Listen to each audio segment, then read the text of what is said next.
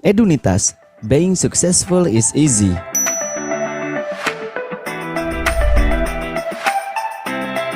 Sebuah informasi pendidikan dan karir, semuanya terhubung menjadi satu di sini.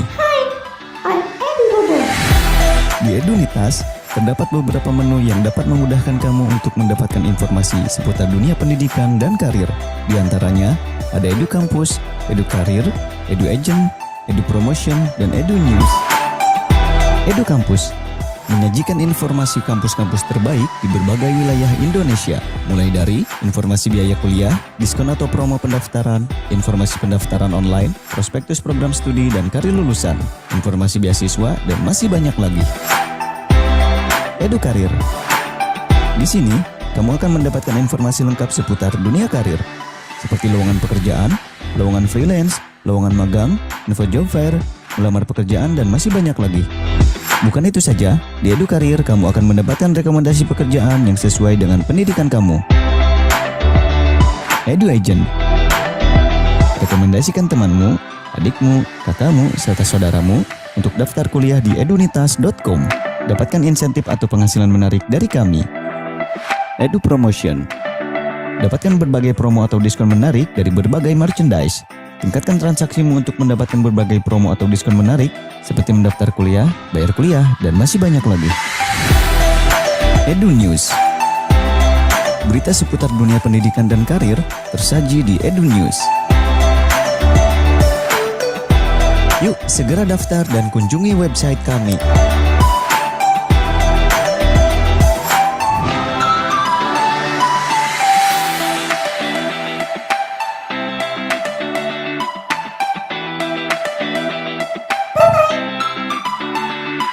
Edunitas, being successful is easy. Oke, selamat malam teman-teman semua. Assalamualaikum warahmatullahi wabarakatuh. Oke, mungkin dari teman-teman apakah suara saya jelas? Mungkin bisa kasih thumb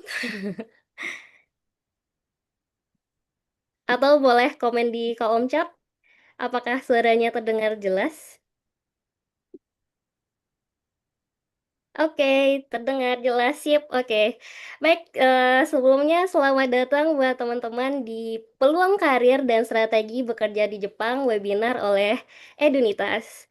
Nah, buat teman-teman nih yang ingin bekerja di Jepang tapi belum tahu nih harus mulai dari mana, terus mau apa ya, lewat jalur apa ya kalau misalnya kita mau bekerja di Jepang. Nah, ini merupakan webinar yang tepat buat teman-teman. Karena di sini kita akan membahas langsung dari narasumbernya yang pernah kuliah dan juga berpengalaman buat men-training teman-teman yang akan bekerja ke Jepang gitu. Nah, sebelumnya saya pengen tahu nih teman-teman yang sudah hadir pada malam hari ini, domisilinya dari mana aja ya? Boleh tulis di kolom komentar. Kira-kira teman-teman yang udah hadir di sini dari kota mana aja? Malang, Makassar, wow. Semarang, Bukit Tinggi, Depok, Bogor. Wow, lumayan beragam ya teman-teman. Mana tahu ada yang sama juga nih. Wah, oke, siap-siap. Sebelumnya nih teman-teman, perkenalkan nama saya Mahdia Zulfa. Bisa dipanggil dia. Saya akan menemani teman-teman selama lebih kurang 2 jam ke depan. Nah, alhamdulillah kalau saya pribadi sekarang berdomisili di Jepang. Untuk sekedar teman-teman ketahui aja, di Jepang itu waktunya itu sama dengan waktu Indonesia Timur, jadi beda 2 jam dari waktu Indonesia Barat. Sehingga di sini itu udah jam 9 malam. Tapi walaupun udah jam 9 malam, tetap harus semangat dong. Oke, teman-teman gimana nih kabarnya? Tetap semangat atau ba- atau lagi capek nih pulang kampus? Gitu ya. Semoga teman-teman sehat selalu dan dalam keadaan semangat. Oke, semangat, semangat, semangat. Semangat dan siap menerima ilmu yang akan kita simak nantinya. Oke, ngomong-ngomong nih kesibukan teman-teman yang hadir malam hari ini ada apa aja? Ada yang sedang kuliah, bekerja, atau kuliah sambil bekerja, atau sedang mencari kerja? Lagi capek, Kak. Ya Allah. Untuk yang lagi capek, semangat ya. Semoga setelah mendengar materi nanti jadi lebih semangat lagi. Uh, lagi menghafal katakana. Tanggal 4 sidang. Oke, semangat yang akan sidang. Oh ya, untuk sekedar informasi buat teman-teman, webinar ini disponsori oleh edunitas.com. Nah, di Edunitas, teman-teman bisa nih menemukan kampus favorit dengan berbagai pilihan kuliah, yaitu seperti kuliah buat karyawan, kuliah reguler, ataupun yang shift. Dan juga untuk jenjang pendidikannya sendiri di Edunitas itu ada yang dari D3 sampai dengan S3. Wah, lumayan sangat lengkap sekali ya teman-teman. Nah, untuk tidak memperpanjang lagi, un- saya akan membacakan rundown acara kita pada malam hari ini. Yang pertama, kita akan ada pengenalan dengan pemateri tentunya, kemudian penyampaian materi, kemudian ada sesi diskusi dan tanya jawab. Oleh karena itu, buat teman-teman jangan kalem-kalem banget ya. Jadi sebisa mungkin siapkan buku catatannya, catat poin-poin penting yang akan disampaikan oleh pemateri, dan silakan untuk nanti bisa melakukan diskusi dan tanya jawab di akhir sesi gitu ya, teman-teman. Dan juga buat teman-teman nih yang aktif dan juga untuk beberapa penanya akan ada door prize yang menarik dari yang udah disiapkan oleh panitia.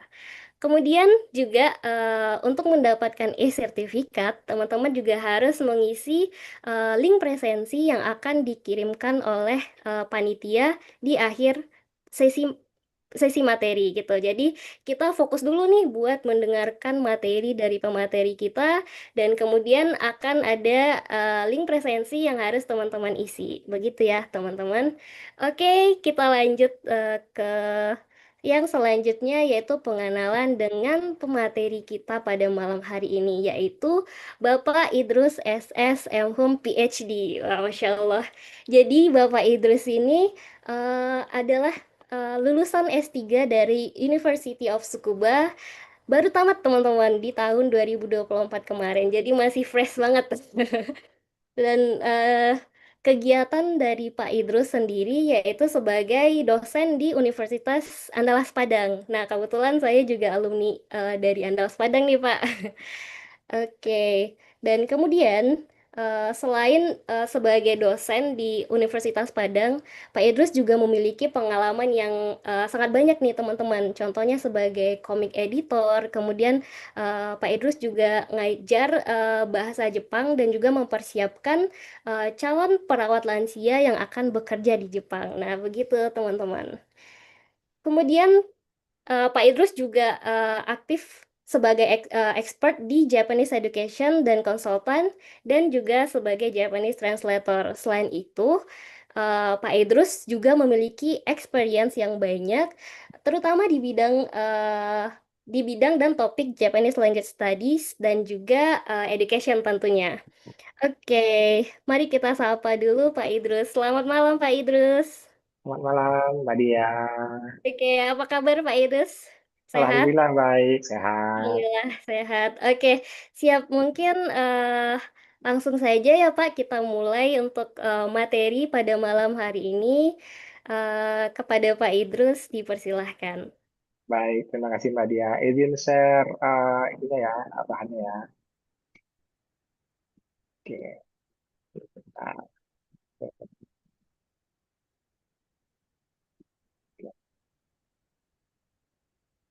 oke, Mbak Dia dan Minasang semua, halo semuanya. Apakah bahannya sudah dapat terlihat di layarnya?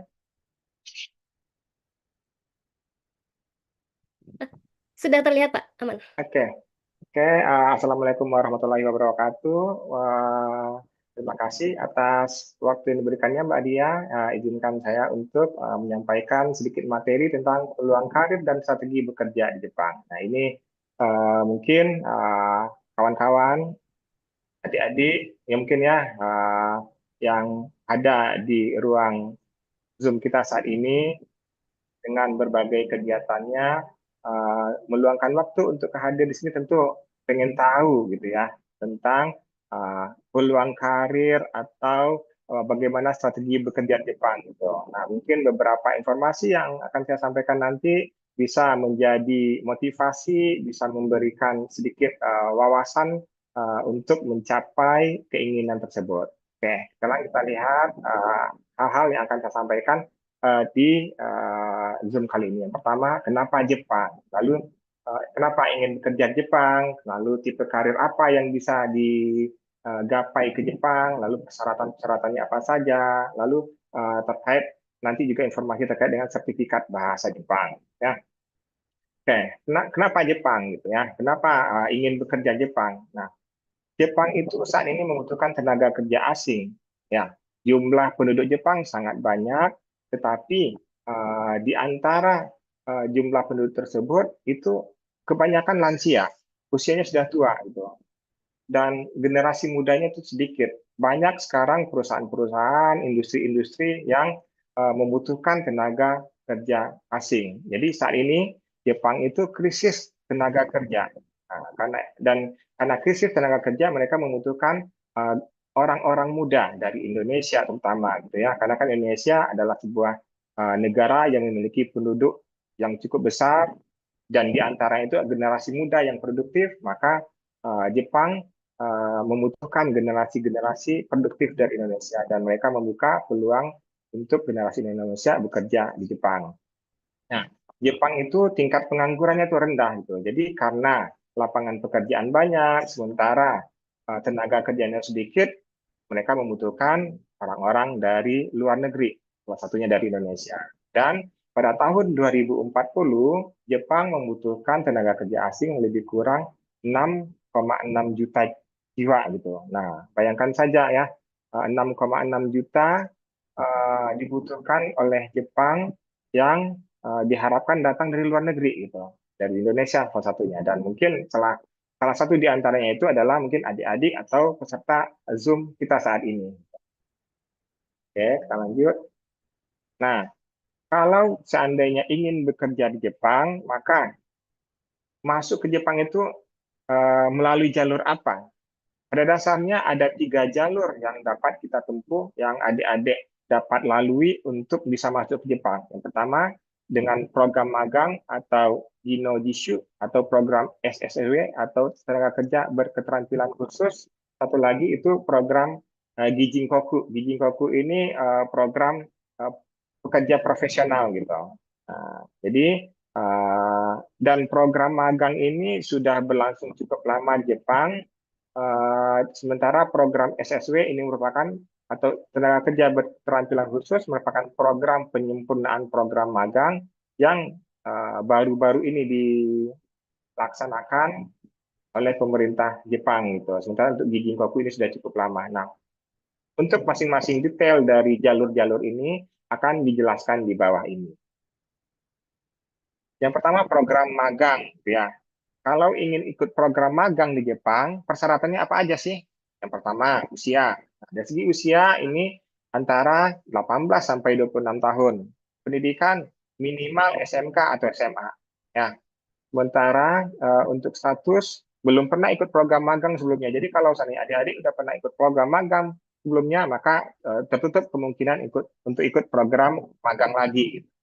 Kalau untuk usia 18 sampai 26 ini, nah ini berarti usia-usia tamatan SMA atau SMK atau tamatan kuliah gitu ya. Jadi saat-saatnya orang-orang yang masih muda ya, masih energik gitu. Dan terkait dengan untuk bisa masuk maka memerlukan kemampuan bahasa Jepang level 5. N5, JLPT level 5 gitu. Jadi kalau seandainya kita tidak bisa berbahasa Jepang, maka kan tidak bisa berkomunikasi dengan tempat bekerja, dengan kolega-kolega di tempat kerja. Maka perlu kemampuan bahasa Jepang, JLPT N5 untuk syarat untuk ikut. Lalu harus sehat jasmani dan rohani. Lalu catatan kriminal, tidak ada catatan kriminal atau catatan hukum di Indonesia. Jadi untuk orang-orang yang bermasalah hukum, ada masalah kriminal, itu udah pasti tidak bisa ikut program ini. Tapi tentunya adik-adik yang hadir di sini semuanya nggak ada catatan kriminal pastinya ya.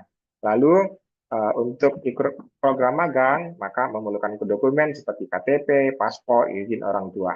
Nah, ini kalau seandainya untuk adik-adik melihat persyaratan-persyaratan ini terpenuhi, ya berarti adik-adik mungkin adalah salah satu calon peserta magang yang nantinya akan berangkat ke Jepang. Lalu untuk syarat untuk menjadi pemagang itu kan adik-adik nggak bisa langsung pergi sendiri gitu. Jadi harus mendaftar ke namanya itu SSO ya, Sending SO atau Sending Organization gitu. Jadi adik-adik mendaftar ke LPK di Indonesia ya, LPK yang memiliki izin memberangkatkan peserta magang ke Jepang.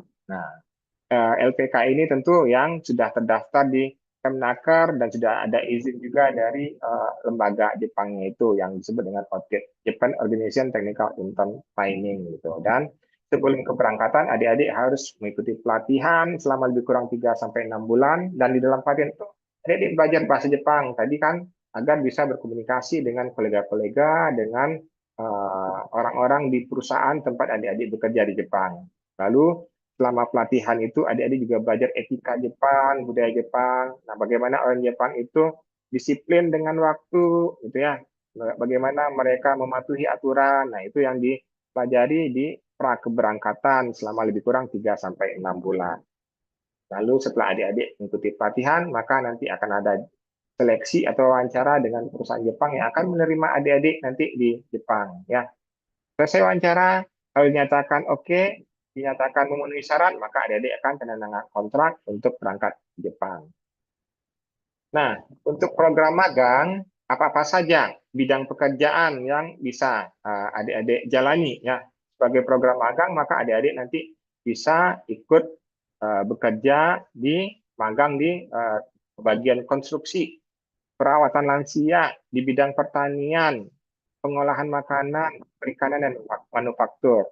Jangan adik-adik bayangkan, oh nanti di Jepang nanti bekerja di pertanian juga atau di perikanan nangkap ikan. Ya, enggak seperti itu juga gambarannya. Karena Jepang adalah sebuah negara yang memiliki teknologi yang sangat canggih, negara yang teknologinya maju, maka konstruksi, perawatan lansia, pertanian, pengolahan makanan, perikanan, manufaktur, itu semuanya sudah dibantu oleh berbagai macam teknologi.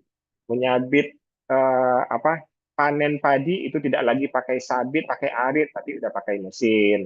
Mengolah makanan tidak lagi menggunakan tangan, masukin satu-satu ke wadah, enggak, tapi udah pakai mesin. Ya, perawatan lansia kan namanya orang tua, lansia tentu enggak sanggup untuk berjalan ke kamar mandi atau mandi, nanti udah ada juga alat-alat yang membantu perawatan lansia tersebut. Jadi bidang pekerjaannya itu ini konstruksi, perawatan lansia, pertanian, pengolahan makanan, perikanan, dan manufaktur yang semuanya sudah ada teknologinya. Jadi adik-adik itu mungkin hanya sebagai orang yang mengoperasikan alat-alat untuk pekerjaan-pekerjaan ini. Oke. Oke, nah terkait ya, nah untuk magang maka salah satu hal yang perlu yang menjadi perhatian tentu gaji, gitu ya. Kalau seandainya bekerja di Indonesia gajinya berapa, jadi peserta magang itu gajinya berapa. Nah, ini sedikit informasi yang bisa diberikan. Pertama, masa pelatihan. Nah, ini kan sesudah sampai di Jepang itu adik-adik itu akan ikuti pelatihan lebih kurang 1 bulan. 1 bulan pertama itu adik-adik diberi gaji 7,5 juta. Lalu setelah 1 bulan pelatihan, adik-adik akan menjadi peserta magang aktif, ya. Peserta magang aktif itu gajinya itu antara 12 sampai 15 juta per bulan gitu. Nah, ini adik-adik bekerja apakah itu di pertanian, di konstruksi, perawatan lansia, pengolahan makanan, itu kan lebih kurang 8 jam ya sehari ya, dari misalnya dari pukul 8 sampai pukul berapa tuh? Sampai pukul 5 ya, ada istirahatnya 1 jam gitu loh. Nah, ini gaji standarnya antara 12 juta sampai 15 juta per bulan. Nah, kalau adik-adik ada diberi kesempatan untuk apa ya, bekerja di luar jam lembur gitu, maka gajinya akan bertambah lagi gitu ya. Akan bertambah per jamnya berapa gitu. Nah, untuk program magang ini sendiri itu jangka waktunya itu adalah 3 tahun. Ya, jangka waktunya 3 tahun. Setelah 3 tahun, maka adik-adik harus pulang ke Indonesia. Dan pada saat pulang itu adik-adik akan mendapatkan dana tabungan program magang yang biasanya digunakan untuk modal usaha lebih kurang antara 32 juta sampai 63 juta untuk satu kali menerima pada saat pulang. Jadi ini dana khusus yang diberikan oleh perusahaan kepada adik-adik yang setelah selesai mengikuti program magang. Jadi adik-adik selain mendapatkan gaji per bulan antara 12 sampai 15 juta pada saat pulang, maka adik-adik mendapatkan dana tabungan magang lebih kurang 32 sampai 63 juta untuk satu kali pada saat pulang. Lalu ada lagi programnya, program yang kedua itu program SSW ya, Specified Skill Worker atau pekerja berketerampilan khusus gitu ya. Jadi untuk SSW ini merupakan program penyempurnaan dari program magang ya, dan ini program ini baru di launching tahun 2019-an ya. Ini program baru, dan dengan program ini programnya tidak lagi 3 tahun gitu, tapi bisa 5 tahun, bisa lagi diperpanjang 5 tahun sehingga 10 tahun, dan setelah itu adik-adik bisa apply atau mendaftar untuk permanent resident, jadi menetap di Jepangnya gitu. Nah, dari segi persyaratan untuk program SSW ini sedikit berbeda dengan program magang ya. Dari segi usia mungkin hampir-hampir sama ya, minimal 18 tahun. Tapi kalau di program magang tadi kemampuan bahasa Jepangnya itu JLPT level 5, di program SSW itu JLPT level 4 atau N4 atau JFD Basic A2 ya. Dan untuk selain sertifikat kemampuan bahasa Jepang, maka adik-adik juga nanti diharapkan ikut tes keterampilan sesuai dengan bidang yang adik-adik ikuti. Kalau seandainya adik-adik ikut program perawat lansia, maka adik-adik ikut keterampilan perawat lansia. Kalau adik-adik mau ikut pengolahan makanan nanti ikut ujian keterampilan pengolahan makanan. Atau kalau adik-adik maunya saya di bidang pertanian, nanti adik-adik ikut keterampilan terkait dengan pertanian. Dan syarat lainnya itu sehat jasmani dan rohani ya pasti ya, mau program magang, mau program SSW atau pekerja berketerampilan khusus, maka kalau nggak sehat ya nggak bisa bekerja juga ya. Untuk pengalaman kerja, kalau seandainya adik-adik sebelumnya peserta magang, maka bisa langsung lanjut ke program SSW tanpa ujian keterampilan ya.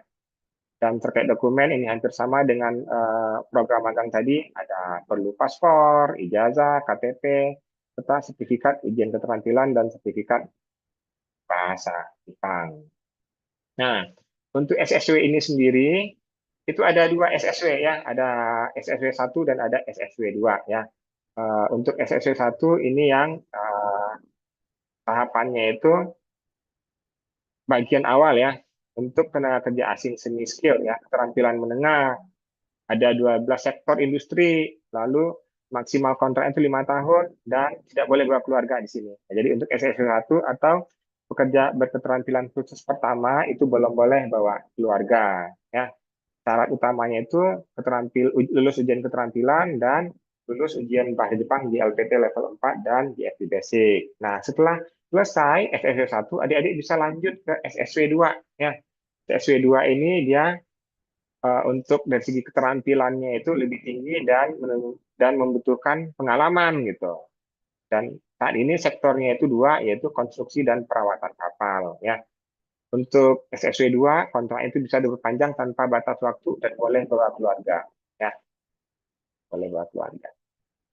Nah, tadi saya sudah menyampaikan untuk SSW ini ada 12 sektor industri, dan sektor-sektornya itu seperti yang ada di layar saat ini. Ada perawatan lansia, pembersihan gedung, industri manufaktur, perhotelan, konstruksi, pertanian, perikanan dan budaya perairan, produksi makanan dan minuman, lalu layanan makanan, restoran, industri penerbangan, pengelolaan limbah industri, transportasi darat, dan logistik. Jadi untuk SSW itu bidangnya itu sudah sangat bermacam-macam gitu. Jadi Jepang tuh betul-betul membuka kesempatan buat generasi muda Indonesia untuk bekerja di Jepang. Ya, ya.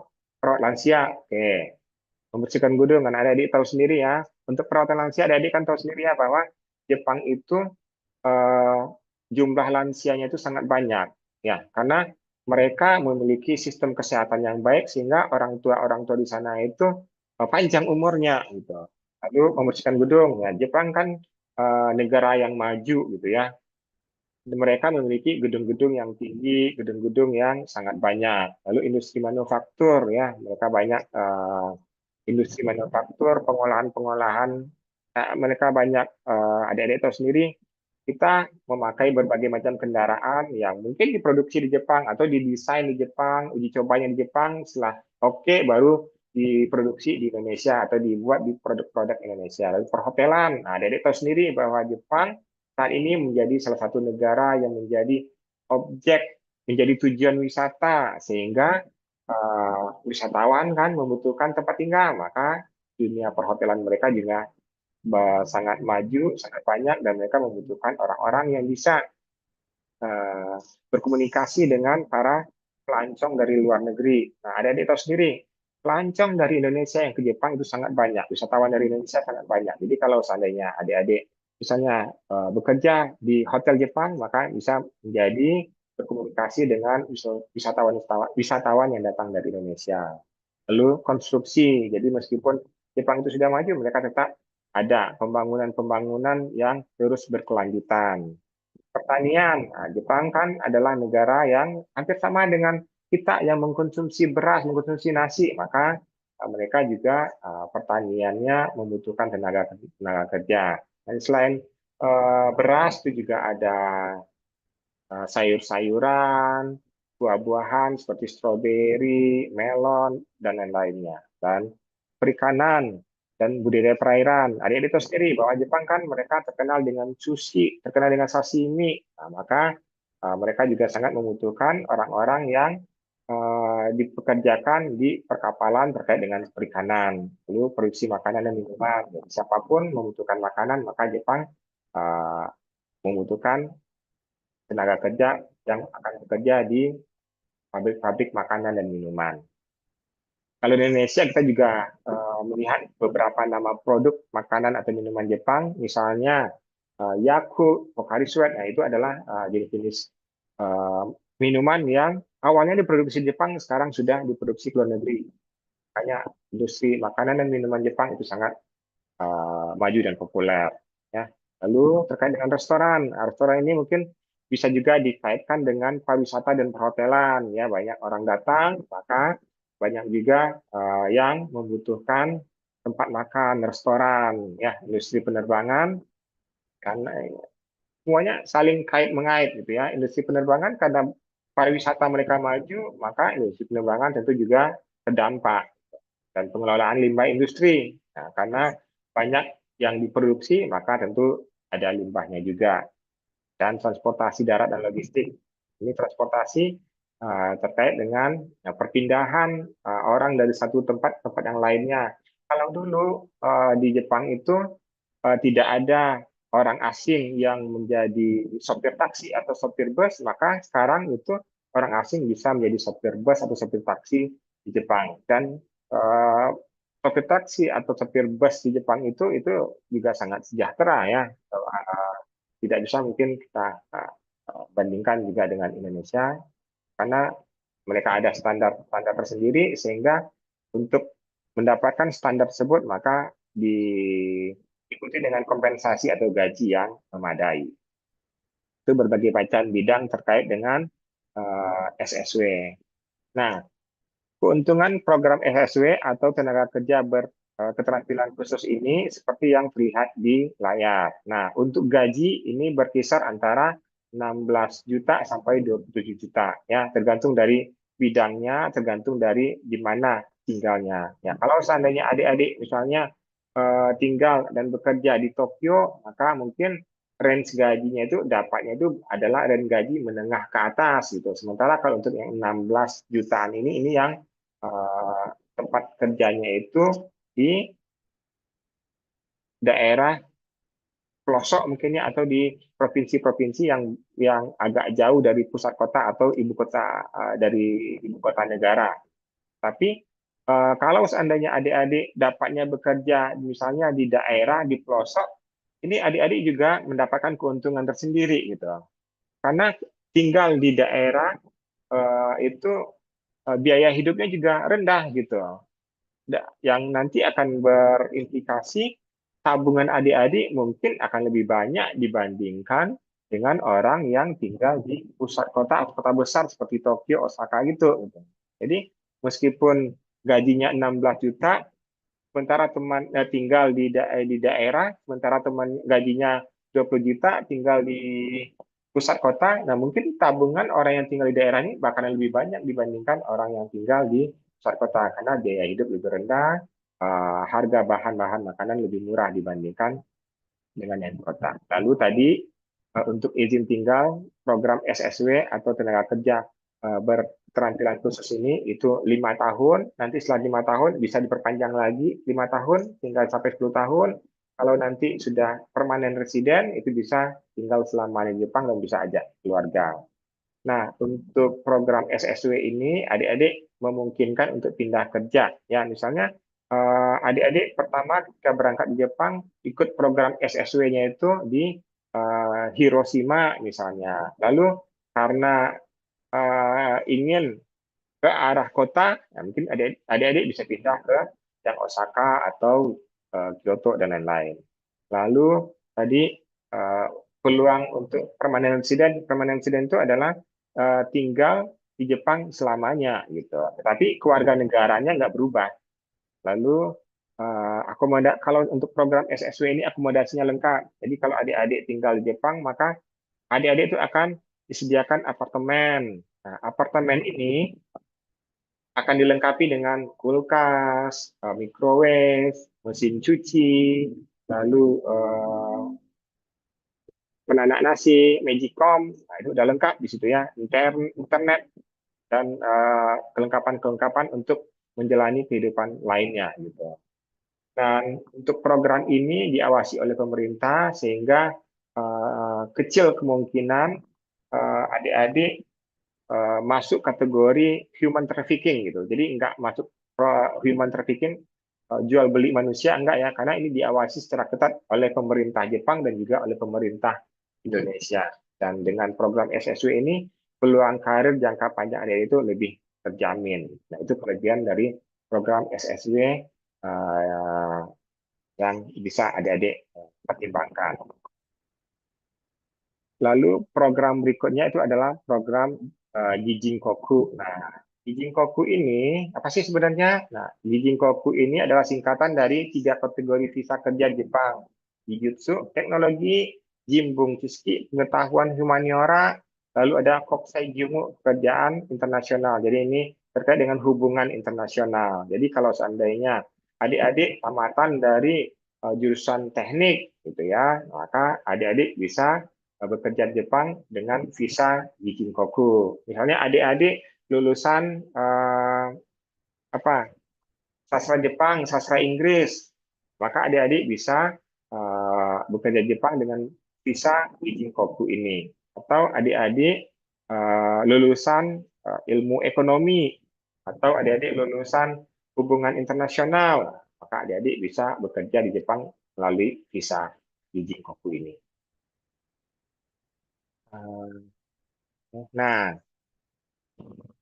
Jijinkoku ini berbeda lagi ya dengan SSW tadi. Nah, kalau untuk prasyarat umumnya, nah ini untuk yang merah kita skip dulu sebentar ya, karena yang merah ini penjelasannya cukup panjang. Nah, untuk Jijinkoku maka persyaratan itu lulusan D3 atau S1 ya.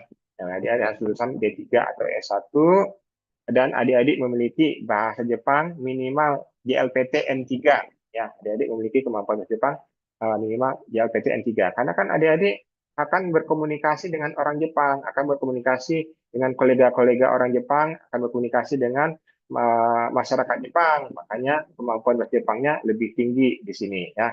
Lalu pada saat mendaftar, jadikan relevan dengan pekerjaan. Jadi kalau adik-adik mau bekerja di pabrik Toyota, maka adik-adik tentu harus lulusan dari jurusan teknik. Kalau seandainya adik-adik nanti akan bekerja sebagai penerjemah, nanti interpreter atau translator, maka tentu adik-adik harus lulusan jurusan Jepang. Kalau seandainya adik-adik nanti bekerja di perusahaan dagang Jepang atau di perusahaan-perusahaan seperti misalnya apa ya, di Toyota, tapi di bagian manajemennya, maka adik-adik tentu harus lulusan manajemen atau ekonomi. Dan adik-adik bisa berangkat tentu setelah dapat kontrak ya, dapat kontrak, dan di Jepang adik-adik harus bekerja sesuai dengan visa ya. Lalu untuk Gijinkoku ini gajinya itu standar Jepang ya, gaji adik-adik itu sama dengan gaji orang Jepang. Jadi orang Jepang bekerja masuk perusahaan Toyota atau perusahaan Honda atau perusahaan Yamaha, gajinya misalnya 20 juta, maka adik-adik yang masuk Jepang dengan visa Gijinkoku, maka gajinya sama dengan gaji orang Jepang tadi gitu. Dan lebih kurang 27 juta ya. Nanti adik-adik tentu akan disediakan juga ya. Misalnya ada apartemen dari perusahaan, biaya transportasi dari perusahaan, dan lain-lain. Ya, gajinya itu standar dengan gaji orang Jepang. Kalau ya 20 juta ya lumayan besar ya. Jarang-jarang ya gaji pertama di Indonesia 20 juta gitu. Tapi dengan visa di Jinkoku ini adik-adik bisa mendapatkan gaji 20 juta Jepang. Kalau di Indonesia untuk gaji 20 juta ini mungkin sudah bekerja 10 tahun atau 15 tahun di Jakarta ya. Oke, nah untuk Gijinkoku tadi sudah disampaikan tadi sedikit untuk bidang teknik, contoh pekerjaannya itu misalnya sebagai IT programmer, mechanical engineering, ya, insinyur mesin ya, insinyur elektro ya, atau sistem engineer gitu. Dan di bidang humaniora itu ada ekonomi, akuntansi, human resource, penerjemah, dan manajemen bisnis. Lalu untuk layanan internasional itu bisa sebagai penerjemah atau guru bahasa asing. Nah, adik-adik yang mungkin saat ini di Indonesia belajar di Fakultas Sastra atau Fakultas Ilmu Budaya, maka nanti bisa menjadi guru bahasa asing, guru bahasa Indonesia di Jepang, ya. Atau adik-adik bisa bekerja di bidang ekspor impor, ya, perusahaan ekspor impor di Jepang, atau bisa juga di bagian pemasaran. Jadi banyak sekali bidang-bidang pekerjaan untuk visa di Jinkoku. Nah, yang tadi merupakan informasi-informasi terkait dengan jalur yang bisa adik-adik pilih untuk berangkat ke Jepang. Nah, sekarang kalau kita berpikir adik-adik sudah sampai di Jepang atau apa-apa yang perlu adik-adik persiapkan untuk bisa sukses bekerja di Jepang, pertama persiapan bahasa Jepang. Kalau adik-adik tidak bisa berbahasa Jepang, maka adik-adik akan terkendala dalam karir. Kenapa? Karena adik-adik tentu tidak bisa berkomunikasi dengan baik dengan kolega-kolega di tempat adik-adik bekerja atau di perusahaan tempat adik-adik bekerja. Nah, kalau adik-adik bisa berbahasa Jepang dengan baik, maka adik-adik bisa berkomunikasi dengan semua orang di perusahaan, dan tentunya karir adik-adik tentu akan bisa bagus gitu. Saya punya kenalan seorang dosen ya, seorang dosen di orang Indonesia yang bekerja di Universitas Chiba ya, Universitas Chiba. Dia ini orang Indonesia, tetapi dia menjadi kepala untuk 4 laboratorium atau 4 departemen di Jepang. Ini suatu hal yang sangat luar biasa. Nah, salah satu kelebihan kenalan saya ini adalah dia memiliki kemampuan bahasa Jepang yang sangat baik gitu. Dia sudah bertahun-tahun tinggal di Jepang, kemampuan bahasa Jepangnya sangat baik dan mungkin sudah lancar seperti orang Jepang berkomunikasi, maka dengan kemampuan komunikasi bahasa Jepangnya dan juga dengan kemampuan di bidang yang dia kuasai, maka dia bisa menjadi kepala 4 laboratorium di Jepang. Itu suatu hal yang sangat luar biasa, dan saya juga mendapatkan informasi bahwa kenalan saya ini menjadi penilai atau menjadi sejenis apa ya, eh, direktur yang menentukan orang-orang untuk mendapatkan beasiswa yang cukup elit di Jepang gitu. Jadi merupakan orang yang sangat hebat dan itu diawali dengan kemampuan bahasa Jepang yang luar biasa. Jadi untuk bisa sukses berkarir di Jepang maka kemampuan bahasa Jepang itu juga harus bagus.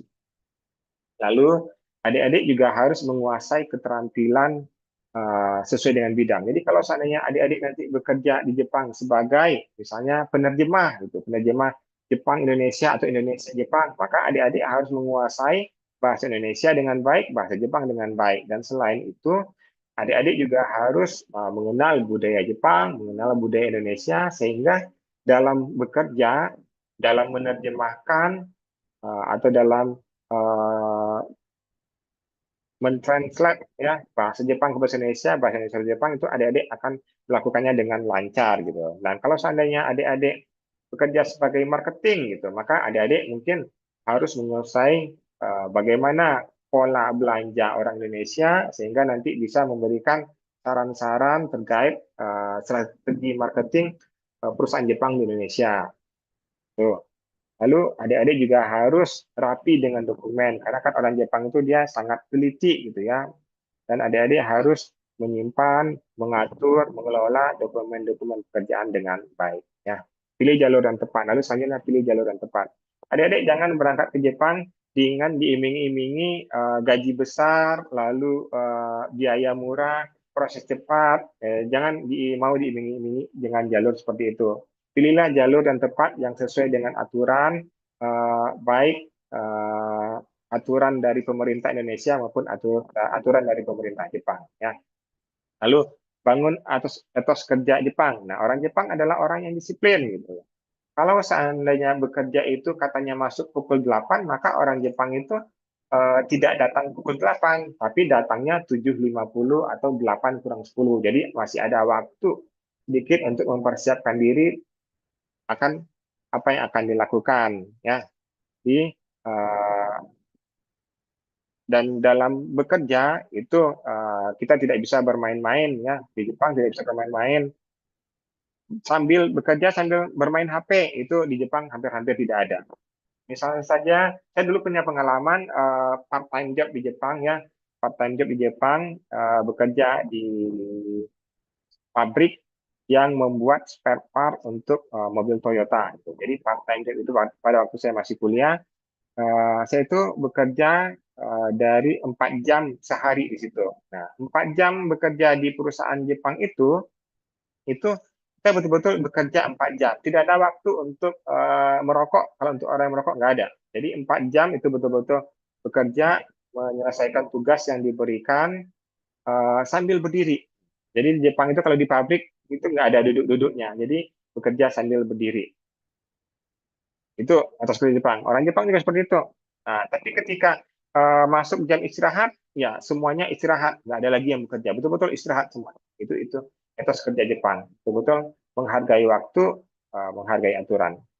Nah, adaptasi dengan budaya Jepang. Nah, kita di Indonesia, orang Indonesia tentu ketika datang ke Jepang tentu harus beradaptasi dengan budaya Jepang. Nah, ada pepatah yang mengatakan misalnya di mana bumi dipijak, itu langit dijunjung. Jadi kita akan mengikuti budaya Jepang, bagaimana orang Jepang bekerja, bagaimana orang Jepang menghargai waktu. Nah, kita beradaptasi dengan itu. Mungkin dari Indonesia ya pada awalnya sulit beradaptasi ya, tapi karena manusia itu adalah makhluk yang cepat beradaptasi, saya rasa untuk adik-adik akan dapat beradaptasi dengan baik di Jepang. Yang penting ada kemauan ya. Nah, langkah selanjutnya itu adalah merencanakan karir. Nah, apakah adik-adik akan berkarir selama di Jepang, akan bekerja selama di Jepang, ataukah hanya dalam rentang waktu tertentu kembali ke Indonesia? Nah, itu harus adik-adik pertimbangkan. Jadi, dengan meningkatkan kemampuan bahasa Jepang, menguasai keterampilan sesuai dengan bidang, mendokumentasikan dokumen dengan baik, memilih jalur yang tepat, membangun etos kerja Jepang, lalu beradaptasi dengan budaya Jepang, dan membuat perencanaan karir jangka panjang, maka adik-adik akan bisa sukses dalam bekerja di Jepang. Nah, tadi di penjelasan terkait dengan magang, saya sudah menyampaikan bahwa untuk magang perlu JLPT N5, untuk SSW perlu JLPT N4, sementara untuk Gijin Koku perlu JLPT N3. Gitu. Sekarang saya akan menjelaskan terkait dengan sertifikat bahasa Jepang. Sertifikat bahasa Jepang ini adalah sertifikat yang membuktikan kemampuan bahasa Jepang adik-adik itu nanti bagaimana gitu. Pada dasarnya untuk sertifikat yang diterima di Jepang itu ada JLPT, JFT Basic, dan NATES atau JTET. Jadi pada dasarnya ada 3 ini ya yang bisa dipakai untuk membuktikan kemampuan bahasa Jepang pada saat mendaftar untuk bekerja di Jepang, apakah itu program magang, apakah itu program SSW atau pekerja berketerampilan khusus, ataukah program Gijin Koku. Nah, sekarang kita lihat satu persatu dari masing-masing sertifikat ini. Nah, yang pertama JLPT yang kepanjangannya itu adalah Japanese Language Proficiency Test, jadi ujian kemampuan bahasa Jepang. Nah, JLPT ini adalah ujian standar ya untuk mengukur atau menilai kemampuan bahasa Jepang orang asing ya yang belajar bahasa Jepang. Nah, ujian ini diselenggarakan oleh Japan Foundation dan Japan Educational Exchange and Service ya. Sekali lagi bahwa tujuannya adalah untuk mengetahui sebaik apa kemampuan bahasa Jepang orang asing secara tertulis dan lisan. Nah, untuk ujian JLPT ini dilaksanakan 2 kali dalam setahun, yaitu bulan Juli dan bulan Desember. Ya, ujiannya serentak ya di Jepang dan di Indonesia dan di negara-negara lain 2 kali, yaitu bulan Juli dan bulan Desember. Nah, untuk ujian ini yang diujikannya itu adalah kosakata dan tata bahasa, ada bacaan, lalu ada pendengaran ya. Kosakata itu terkait nanti misalnya kanji apa, cara bacanya apa, ada misalnya dituliskan sebuah kosakata yang ditulis pakai kanji, lalu kita cari cara bacanya, atau ada kosakata yang ditulis pakai huruf Jepang, hiragana, katakana, nanti kita cari kanjinya apa, lalu tata bahasanya bagaimana, lalu nanti akan ada bacaan, lalu ada pertanyaan-pertanyaan terkait bacaan tadi, dan juga ada ujian mendengarkan, ada audio, lalu kita menjawab pertanyaan berdasarkan audio-audio tadi. Ya. Nah, untuk JLPT ini ada 5 tingkatan. Ya, yang paling rendah itu N5, sedangkan yang paling tinggi adalah N1. Ya. Nah, untuk N5 ini bahasa Jepangnya itu masih yang umum-umum, ungkapan-ungkapan umum dalam kehidupan sehari-hari. Ya, misalnya hanya bisa mengatakan, misalnya oishi, samui, atau oishi itu enak, samui itu dingin. Misalnya gakkoe ikimasu, saya pergi ke kantor gitu. Lalu di atas N5 ini ada N4. Nah, N4 ini dasar menengah untuk kehidupan sehari-hari. Jadi kalau adik-adik sudah memiliki kemampuan bahasa Jepang level 4 atau N4, maka adik-adik sudah bisa berkomunikasi sehari-hari dalam bahasa Jepang. Nah, lalu meningkat lagi ya di N3. Nah, ini menengah nih, kemampuan menengah ya. Percakapan umum dalam bahasa Jepang itu adik-adik udah paham, adik-adik pergi ke supermarket udah bisa berkomunikasi dengan lancar dengan para pelayan di supermarket. Adik-adik misalnya pergi ke stasiun, Jepang kan transportasinya umumnya kereta ya, kereta api ya. Nanti adik-adik udah bisa berkomunikasi dengan petugas stasiun. Sementara kalau untuk yang N2, nah ini untuk tingkat kemampuan bahasa Jepang itu lanjutan. Nah, ini adik-adik udah bisa memahami berita, udah bisa membaca bacaan yang sifatnya itu akademik.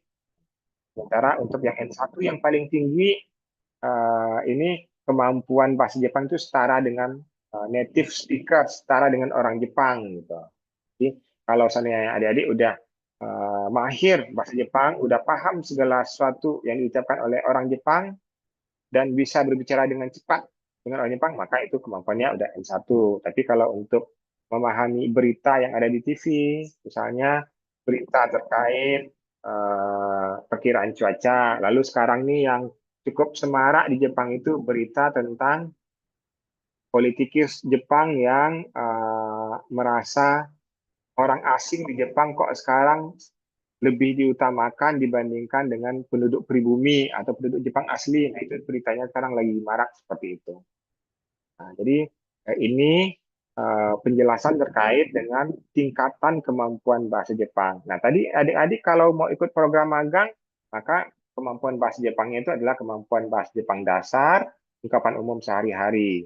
Adik-adik ikut program SSW atau program pekerja berketerampilan khusus, maka kemampuan bahasa Jepang adik-adik ada di tempat yang warna hijau ini, menengah dasar untuk kehidupan sehari-hari. Nah, sekarang kalau untuk adik-adik yang ikut program ke Jepang dengan visa di Jinkoku, maka kemampuan bahasa Jepangnya itu ada di level N3. Nah, untuk ujian kemampuan bahasa Jepang yang dijelaskan tadi, itu lokasi ujiannya itu ada di banyak tempat di Indonesia.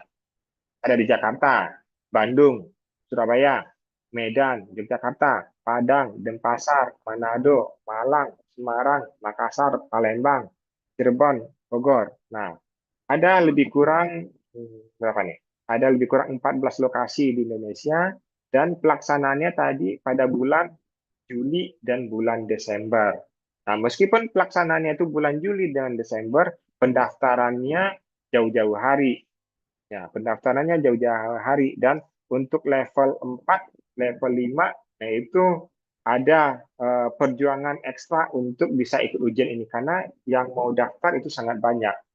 Jadi kalau adik-adik mau ikut ujian bahasa Jepang level 5, level 4, dan level 3, maka itu harus mendaftar cepat-cepat gitu. Karena siapa cepat dia dapat kursi. Lalu tadi juga disampaikan ada ujian kemampuan bahasa Jepang yang disebut dengan NATES. Dari segi materi ujian, dari segi level atau tingkatan ujian, antara NATES dengan JLPT itu sama. NATES juga terdiri atas 5 tingkatan, ada level 5, level 4, level 3, level 2, level 1, tetapi NATES ini adalah versi swasta. Ya. Sedangkan JLPT itu adalah versi pemerintah.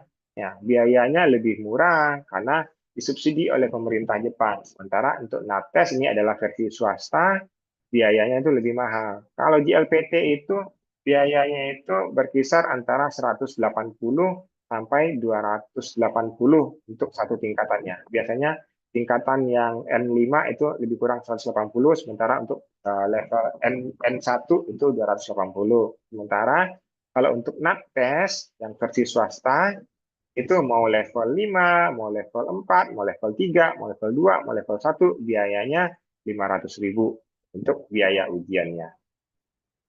Dan lokasi pelaksanaan ujiannya itu di Indonesia ada di 6 tempat, yaitu Jakarta, Bandung, Surabaya, Padang, Denpasar, dan Makassar. Jadi karena JLPT tadi hanya ada 2 kali dalam setahun, dan untuk bisa ikut ujian itu juga perlu perjuangan untuk mendapatkan kuotanya. Untuk yang tidak dapat kuota, biasanya memilih alternatif kedua, yaitu ikut NATES. NATES ini ada di 6 kota ini dan dilaksanakan di setiap bulan genap, yaitu Februari, April, Juni, Agustus, Oktober, dan Desember. Jadi kesempatan untuk bisa ikut ujiannya lebih besar dan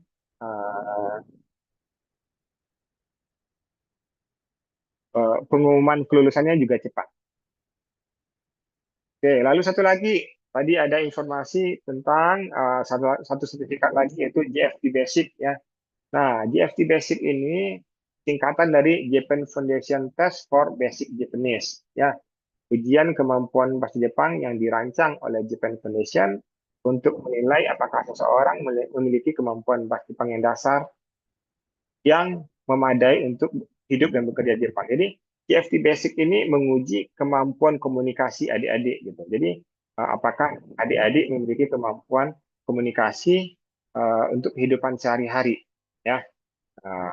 Bagaimana adik-adik berkomunikasi ketika berbelanja di supermarket, bagaimana adik-adik berkomunikasi ketika menanyakan lokasi suatu tempat di jalan. Nah, ini ujiannya di GFT Basic, ya.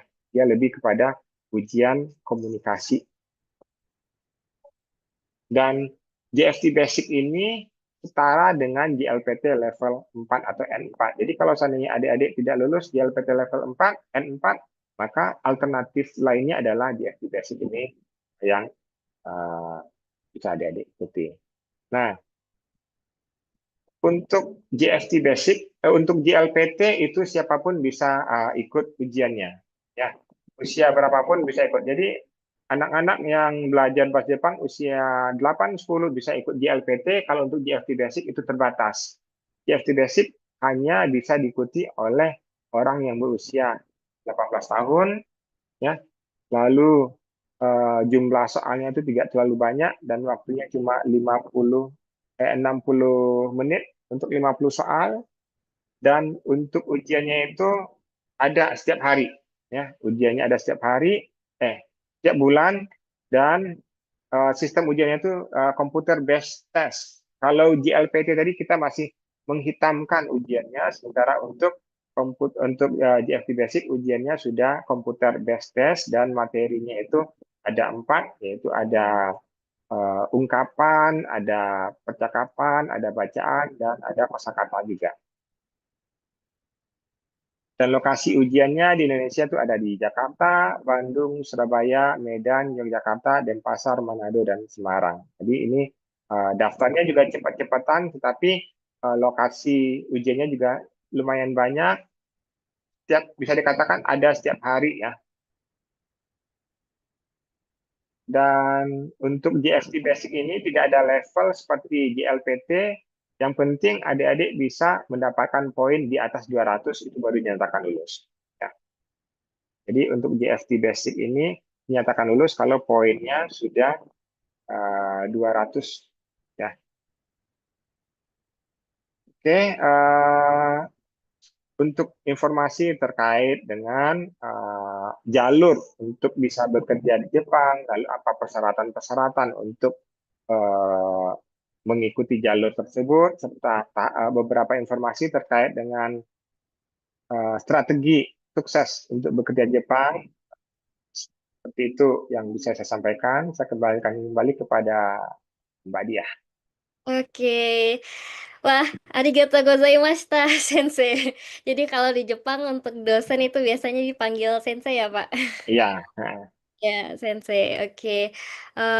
Luar biasa sekali teman-teman, sangat detail dan jelas sekali ya penjelasan dari Pak Idrus, mulai dari kenapa harus memilih Jepang, terus tipe-tipe karir yang bisa kita daftar, beserta persyaratan-persyaratannya, bahkan jenis-jenis dari sertifikat bahasa Jepang, dan yang paling banyak itu ditanya biasanya tentang gaji ya, Pak. Oke, untuk teman-teman yang punya pertanyaan itu bisa langsung ditulis di kolom chat. Namun sebelum kita masuk ke sesi pertanyaan, itu ada video dari tim Edunitas yang akan diperlihatkan kepada teman-teman. Bagaimana operator?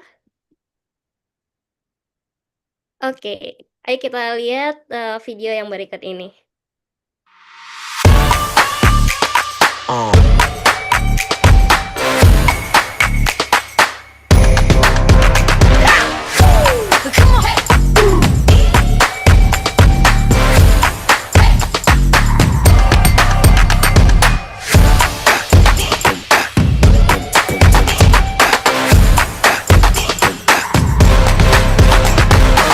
Edunitas Affiliate Program. Anda ingin punya penghasilan tak terbatas? Yuk bergabunglah dengan Edunitas Affiliate Program. Edunitas Affiliate Program adalah sebuah program yang dapat memberi kamu komisi tak terbatas untuk setiap mahasiswa yang mendaftar kuliah melalui link referralmu. Hanya dengan berbagi informasi, Anda bisa mendapatkan komisi. Komisi hingga jutaan rupiah atau tak terbatas. Mudah dilakukan dan gratis. Cukup dengan share link di media sosial kamu dan dapat dikerjakan dari mana saja. Buruan daftar menjadi afiliator Edunitas. Untuk pendaftaran, klik affiliate.edunitas.com. Edunitas, being successful is easy. Oke, itu dia video dari affiliate Edunitas. Jadi di Edunitas bukan hanya cuman belajar, tapi kita juga bisa dapat cuan dari komisi di affiliate Edunitas. Gitu ya, teman-teman. Oke, buat teman-teman yang ada pertanyaan, kita masuk ke sesi pertanyaan. eh ini sistemnya gimana ya, Pak? Kita mau satu pertanyaan, satu jawaban dulu, atau eh kita kumpulkan 3 pertanyaan, atau bagaimana, Pak? Boleh kita kumpulkan 3 pertanyaan dulu. Oke, siap. Jadi kita kumpulkan 3 pertanyaan ya, teman-teman. Buat teman-teman yang mau op- open mic, itu boleh ya, langsung di raise hand atau angkat tangan ya. Nanti operator akan membuka ini ya, eh, unmute akun teman-teman. Oke, itu yang pertama ada. Oh ya, sebelumnya saya mau mengingatkan dulu untuk link presensinya itu udah dikirim ya, teman-teman, di kolom chat. Jadi buat teman-teman silakan untuk mengisi link presensinya. Dan juga saya mengingatkan bahwa link presensi ini akan ditutup otomatis di jam 21.30 WIB. Jadi untuk teman-teman silakan segera diisi link presensinya sebelum jam 21.30 WIB ya. Oke, balik lagi. Tadi yang angkat tangan ada Debbie Ramadhani ya. Mungkin untuk operator boleh bantu di unmute.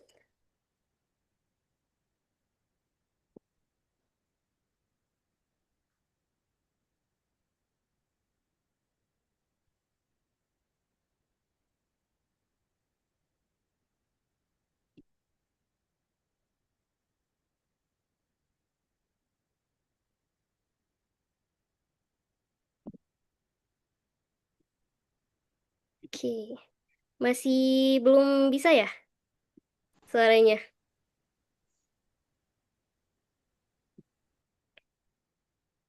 Oke, silakan. Baiklah, Assalamualaikum warahmatullahi wabarakatuh. Waalaikumsalam warahmatullahi wabarakatuh. Yang saya ini tiga pertanyaan nggak apa-apa ini? Langsung Apa diborong satu aja? 3 pertanyaan, Pak.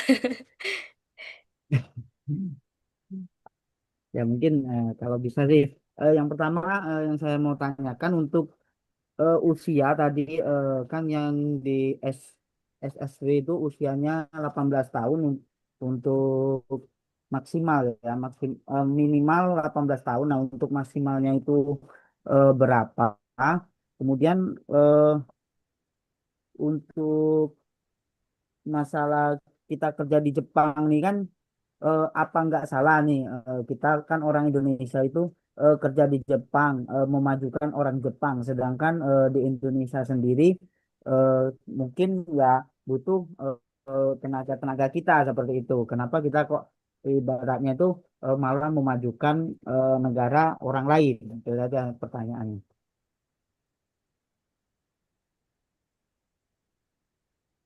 Oke, itu 2 pertanyaannya tadi ya, Ya.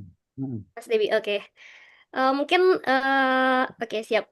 Kita lanjut ke pertanyaan selanjutnya. Mungkin di sini ada yang raise hand dari Ari.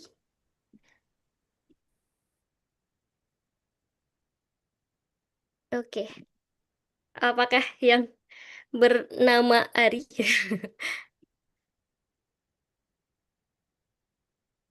udah bisa bersuara?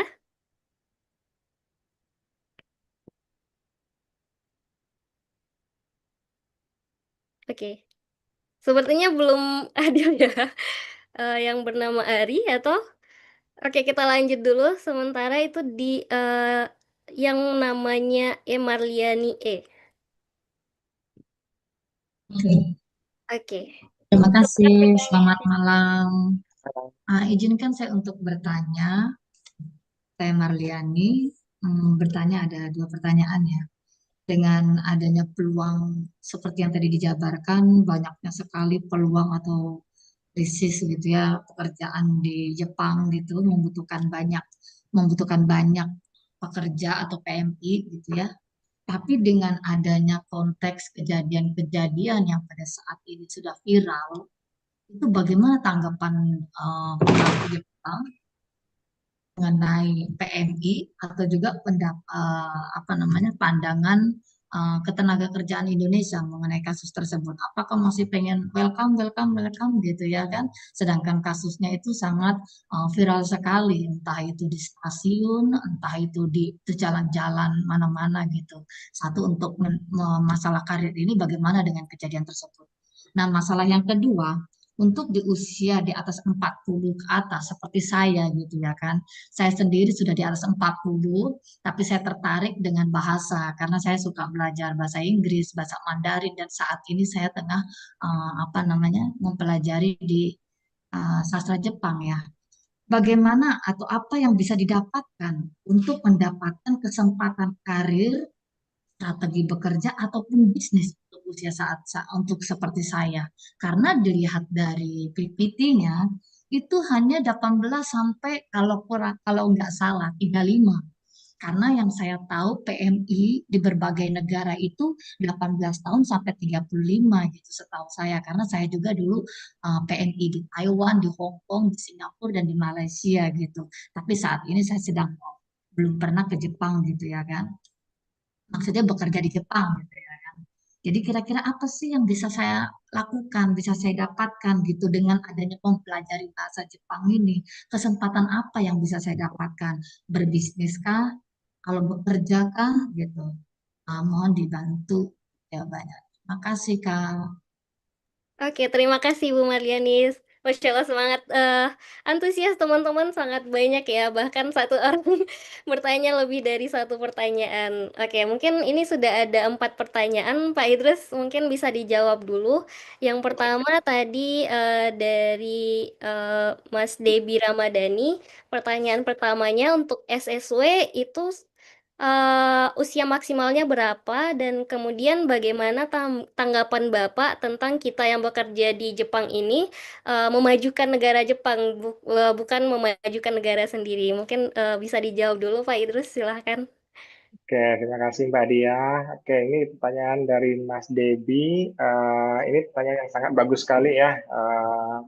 Memang suatu pertanyaan yang memang perlu kita pikirkan baik-baik. Nah, terkait dengan apa yang ditanyakan oleh Mas Debi ini, usia untuk ikut program magang, apakah SSW itu berapa? Ya, tadi saya menyampaikan usia minimal 18 dan usia maksimal itu lebih kurang 30 gitu. Kenapa saya katakan usia minimal 18? Karena itu memang sesuai dengan persyaratan yang diajukan oleh Badan Tenaga Kerja Jepang. Lalu untuk usia 30, saya katakan usia lebih kurang 30, kenapa? Karena uh, untuk program magang atau program SSW ini perusahaan-perusahaan Jepang itu memberikan semacam dana talangan biasanya ya gitu. Sehingga ketika mereka mau mendatangkan orang Indonesia ke Jepang, maka mereka juga ada berkorban untuk mendatangkan orang-orang Indonesia ke Jepang itu gitu. Jadi kalau seandainya yang didatangkan itu usianya lebih dari 30, misalnya usia 35 atau usia 40, nanti bekerja di Jepangnya sebentar, lalu udah pulang ke Indonesia. Sementara dari perusahaan-perusahaan Jepangnya itu mereka sudah ikut berkontribusi untuk mendatangkan orang-orang dari Indonesia. Jadi biasanya untuk yang berusia di atas lebih dari 30 tahun itu tetap ada peluang, tetapi peluangnya untuk di program magang dan SSW itu sudah semakin berkurang. Tetapi untuk di bidang Gijinkoku itu tetap ada peluang, karena Gijinkoku ini kan merupakan pekerja dengan keterampilan khusus atau pekerja profesional gitu. Jadi mau usia 40, mau usia 45, itu untuk di Ginkoku itu tidak ada masalah. Lalu kenapa harus bekerja di Jepang? Kenapa tidak membangun Indonesia, mengembangkan Indonesia? Karena sebagaimana kita ketahui bahwa Indonesia ini saat ini kita jumlah pengangguran di Indonesia itu berdasarkan data yang kita dengar di televisi itu ada sampai 19 juta itu pada saat pemilihan pemilu presiden ini dinyatakan bahwa pemerintah akan membuka lapangan kerja sampai 19 juta, tapi kan sampai sekarang itu janji itu belum terrealisasi. Maka peluang generasi-generasi muda Indonesia tentu salah satunya itu ke luar negeri dan salah satunya itu Jepang gitu. Karena itu pilihan untuk bekerja di Jepang menjadi suatu pilihan dan kebetulan juga pemerintah Jepang ada kerjasama dengan pemerintah Indonesia terkait dengan tenaga kerja. Jadi ada program-program yang dibuat oleh pemerintah Jepang dengan pemerintah Indonesia yang memungkinkan tenaga kerja Indonesia, generasi-generasi muda Indonesia bekerja di Jepang dan kebetulan juga Jepang membutuhkan tenaga kerja dari negara lain, salah satunya dari Indonesia. Itu terkait pertanyaan dari Mas Debi. Mudah-mudahan penjelasan ini sudah menjawab apa yang Mas Debi tanyakan. Itu ya Mbak Diah ya. Iya, Pak. Oke, mungkin itu jawabannya Mas Debi. Terus kemudian lanjut untuk penanya kedua tadi Ibu Marliani. Pertanyaannya yang pertama peluang apa? Karena ada kejadian-kejadian viral gitu, bagaimana peluang buat kita daftar bekerja di Jepang saat ini? Dan yang kedua, bagaimana kesempatan untuk bekerja di Jepang untuk yang usianya sudah di atas 40-an gitu, Pak? Oke, pertanyaan dari Mbak Marliani juga pertanyaan yang sangat bagus sekali ya. Tentu menjadi pertanyaan yang menjadi tanya-tanya buat orang-orang lain yang seusia dengan Mbak Marliani itu. Nah, memang di internet, di sosial media kita lihat berbagai macam kasus yang dibuat oleh mungkin saudara-saudara kita atau generasi muda kita yang bekerja di Jepang ya. Ada yang kemarin mengadakan apa ya, semacam perkumpulan silat yang dilaksanakan di taman gitu, atau ada juga geng tertentu gitu. Memang apa yang dilakukan oleh oknum-oknum ini memberi citra yang tidak baik buat pekerja-pekerja Indonesia, tetapi itu kan tidak semuanya seperti itu gitu. Dan dari pemerintah Jepang pun meskipun ada kasus-kasus atau berita-berita yang tidak baik seperti itu, ada juga kasus-kasus lain yang memperlihatkan bahwa pekerja-pekerja Indonesia itu berperan penting, memiliki peran yang sangat baik, tidak hanya di tempat mereka bekerja, tapi juga dalam kehidupan bermasyarakat itu juga baik gitu. Dan orang-orang Indonesia terkenal cukup disiplin bila dibandingkan dengan para pekerja-pekerja misalnya dari Bangladesh atau dari India atau dari Filipina atau dari Vietnam dan negara-negara lain gitu. Dan harapan-harapan dari pemerintah Jepang terhadap orang Indonesia ini masih tinggi ya, masih tinggi dan masih mengharapkan banyak orang Indonesia yang datang untuk bekerja di Jepang. Lalu terkait untuk kita-kita yang berusia sudah lebih dari 40 tahun, apakah peluang untuk bekerja di Jepang itu sudah tutup? Tidak. Untuk program magang dan program SSW mungkin sudah tertutup atau kecil kemungkinannya, tapi sebagai pekerja profesional itu tetap terbuka. Lalu kalau seandainya baru belajar bahasa Jepang, lalu ingin berperan juga di bidang pekerjaan yang terkait dengan Jepang, maka mungkin Ibu atau Mbak Marliani mungkin bisa buka LPK yang nantinya akan memberangkatkan orang-orang atau yang melatih generasi-generasi muda bahasa Jepang sehingga bisa diberangkatkan ke Jepang. Mungkin itu yang bisa saya sampaikan, mudah-mudahan bisa menjawab yang Mbak Marliani tadi tanyakan. Baik, Mbak Dia. Oke, jadi begitu ya Mbak Marliani, bahwa sebenarnya kesempatan buat bekerja di Jepang itu masih sangat luas, walaupun ada isu-isu seperti yang lagi viral sekarang ini gitu. Baik, sekarang kita lanjut sesi pertanyaan kedua ya Pak. Oke. Eh Tadi juga yang sempat raise hand, eh, apakah sekarang untuk yang namanya Ari, apakah sudah bisa mikrofonnya udah oke? Ya, selamat Oke, malam. Ya, maaf tadi mic-nya sempat error. oke. Ya, terima kasih Sensei dan Kakak untuk waktu yang sudah diberikan. Di sini saya mau menanyakan, kalau seumpama berkacamata atau mata minus dan juga mempunyai buta warna parsial atau sebagian, itu apakah masih ada peluang ya untuk ikut yang SSW tadi itu? Paling itu aja sih. Terima Oh, kasih. siap, terima kasih Mas Ari. Kemudian untuk pertanyaan kedua, boleh unmute Mas Abian Habib.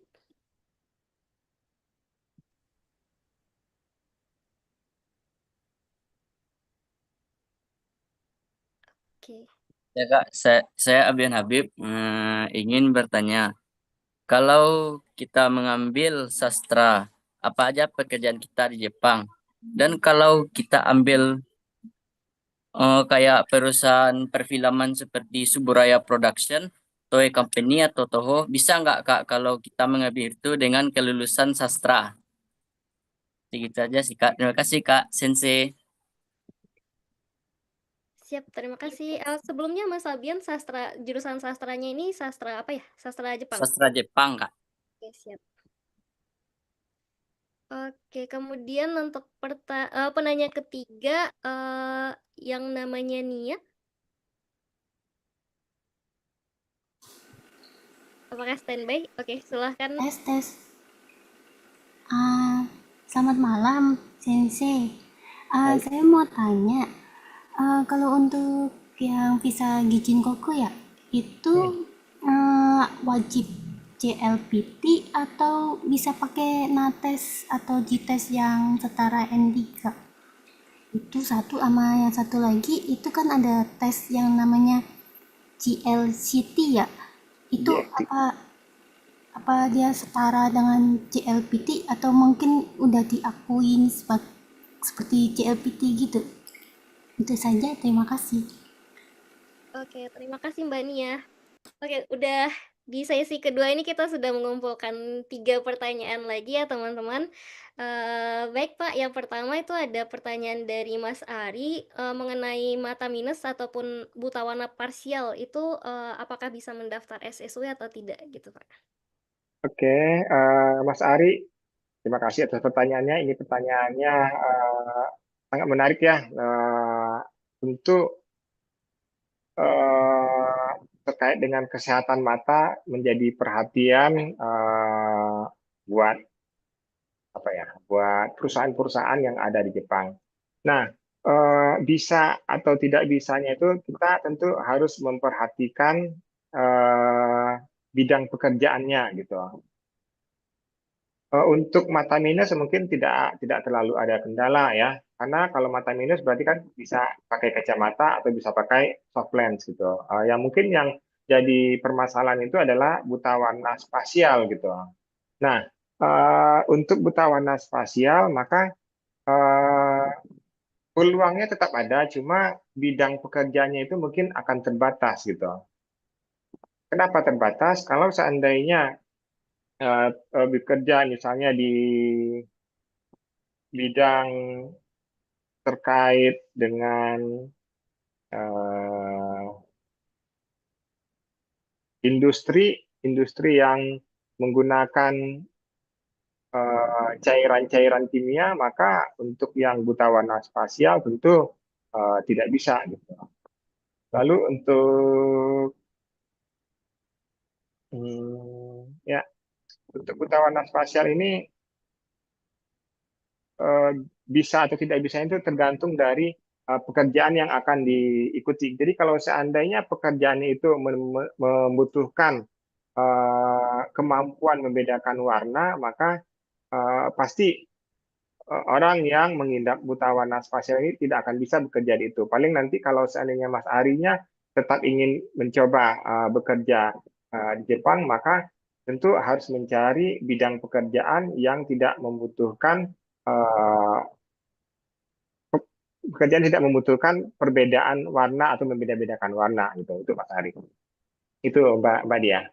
Oke, jadi gitu jawabannya ya Mas Ari. Jadi untuk mata minus mungkin tidak bermasalah karena bisa pakai kacamata dan saya sendiri juga mata minus. Jadi alhamdulillah aman, tapi itu juga tergantung kepada tempat kita bekerja ya Pak dan jenis pekerjaannya. Oke, untuk pertanyaan kedua nih Pak dari tadi Mas Abian. Untuk yang jurusan sastra Jepang, apa aja jenis pekerjaan yang tersedia dan apakah bisa masuk ke dunia industri perfilman tadi kalau nggak salah? Oke. Mas Abian, terima kasih atas pertanyaannya. Mas Abian ini mungkin mahasiswa sastra Jepang kali ya. Gitu. Jadi kalau seandainya sudah menyelesaikan kuliahnya, kalau ingin bekerja di Jepang, apakah bisa bekerja di bidang apa? Oke. Kalau seandainya Mas Abian adalah lulusan sastra Jepang, maka saya menyarankan Mas Abian untuk menambah keterampilan lain selain bahasa Jepang. Karena kalau seandainya hanya mengandalkan bahasa Jepang, maka anak-anak Jepang, orang-orang Jepang, mereka lebih mahir berbahasa Jepang dibandingkan kita yang orang asing. Jadi tambah keterampilannya dengan yang lain. Misalnya Mas Abian suka komputer, maka mungkin menguasai misalnya Corel Draw atau aplikasi-aplikasi gambar atau desain, maka itu akan memberikan peluang yang sangat besar untuk bekerja di Jepang. Bukan hanya itu, sastra Jepang, tetapi menguasai bahasa Indonesia dengan baik, menguasai budaya Indonesia dengan baik, maka Mas Abian bisa menjadi interpreter atau menjadi penerjemah di berbagai macam perusahaan Jepang. Toyota membutuhkan penerjemah dari Jepang Indonesia dan Indonesia Jepang. Honda, Suzuki, dan lain-lain. Lalu ada perusahaan seperti Canon, lalu juga ada Epson, dan lain-lain. Itu perlu orang-orang yang menguasai bahasa Jepang dan menguasai bahasa Indonesia untuk pekerjaan-pekerjaan sebagai penerjemah atau interpreter. Lalu kalau seandainya ingin bekerja di perusahaan yang terkait dengan perfilman, maka tentu membutuhkan keterampilan tambahan seperti yang tadi disampaikan, misalnya ada penguasaan aplikasi-aplikasi tertentu pada komputer atau mungkin menguasai fotografi mungkin atau penguasaan kemampuan mengoperasikan kamera. Jadi selain kemampuan bahasa Jepang, jadi diperlukan kemampuan lain yang menjadi nilai jual untuk masuk ke perusahaan-perusahaan Jepang yang tadi Mas Abian sebutkan, gitu Mbak Dia. Oke, jadi sebenarnya untuk yang sastra Jepang dia udah punya satu kunci utama ya Pak, yaitu bahasa gitu. Nah, untuk memberikan nilai added value buat kita sebagai pekerja, jadi dibutuhkan skill-skill yang lain yang lebih menjurus ke pekerjaan yang mau kita masuki, gitu ya Pak. Oke, selanjutnya pertanyaan ketiga dari Mbak Nia, yaitu untuk Gijin Koku, apakah wajib JLPT ataukah hasil tes nates gitu, apakah bisa setara? Dan juga satu lagi, itu JLCT, apakah sudah setara dengan JLPT atau bagaimana, Pak? Oke. Mbak Nia, terima kasih pertanyaannya. Ini pertanyaannya sangat menarik terkait dengan sertifikat-sertifikat atau sertifikasi bahasa Jepang. Nah, tadi Mbak Nia mungkin tertarik untuk bekerja di Jepang dengan visa Gijin Koku. Nah, awalnya untuk visa Gijin Koku ini mensyaratkan sertifikat JLPT N2, tapi karena kebutuhan akan tenaga kerja dari luar, maka pemerintah Jepang itu menurunkan sedikit standarnya, yaitu JLPT N3. Nah, untuk JLPT N3 ini dia setara dengan NATES 3Q atau NATES level 3. Gitu. Umumnya kalau memiliki JLPT N3 itu udah dijamin bisa itu. Tapi kalau untuk yang NATES ada beberapa perusahaan mereka mensyaratkan JLPT, sementara beberapa perusahaan lain itu membolehkan sertifikat NATES gitu. Jadi ini tergantung dari perusahaannya. Tapi kalau dikaitkan dengan lembaga pendidikan, misalnya kampus atau universitas, mereka mensyaratkan harus JLPT. Tapi kalau untuk perusahaan itu tergantung dari perusahaannya. Ada perusahaan yang menerima sertifikat JLPT N3, ada perusahaan yang membolehkan sertifikat NATES level 3. Nah, untuk GFT Basic, ya tadi ujian itu GFT Basic ya. Nah, GFT Basic ini adalah ujian bahasa Jepang untuk menguji kemampuan berkomunikasi. Kalau JLPT dan NATES ini menguji kemampuan tulisan, ya, pemahaman akan bacaan, sementara untuk GFT Basic ini menguji kemampuan komunikasi. Nah, GFT Basic ini dinyatakan lulus kalau poinnya di atas 200 dan ini setara dengan JLPT N4 atau NATES level 4 gitu. Nah, dan untuk di Jinkoku yang dipakai adalah yang level 3 atau N3. Begitu. Mbak Nia, kembali ke Mbak Dia.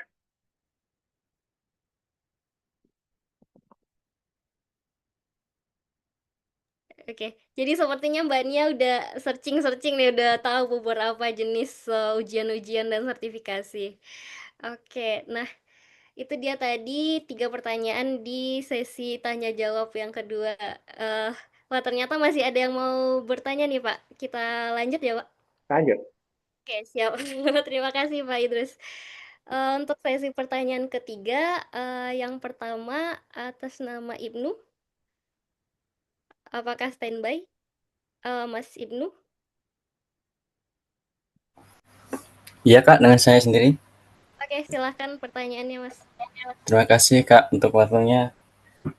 Ya, saya ingin bertanya, Kak. Kebetulan saya lagi di Jepang ini, cuma masih tidak tahu soal bagaimana caranya itu membuat rirekisonya, Sensei. Terus yang kedua tuh untuk cara melamar pekerjaan di Jepang, apakah melalui aplikasi seperti semacam Hello Work apa atau yang gimana langsung gitu. Untuk sementara itu aja sih Sensei, pertanyaannya. Boleh bertanya ke Arigatou. Mas Ibnu. Mas Ibnunya sekarang di Jepang ikut program apa? Kebetulan sekarang lagi visa Tokutegi no sih, Sensei. Baik. Oke. Siap, terima kasih Mas Ibnu. Arigatou gozaimasu. Pertanyaan kedua, atas nama Dani Putra Pratama. Apakah standby? Oke, silakan Mas.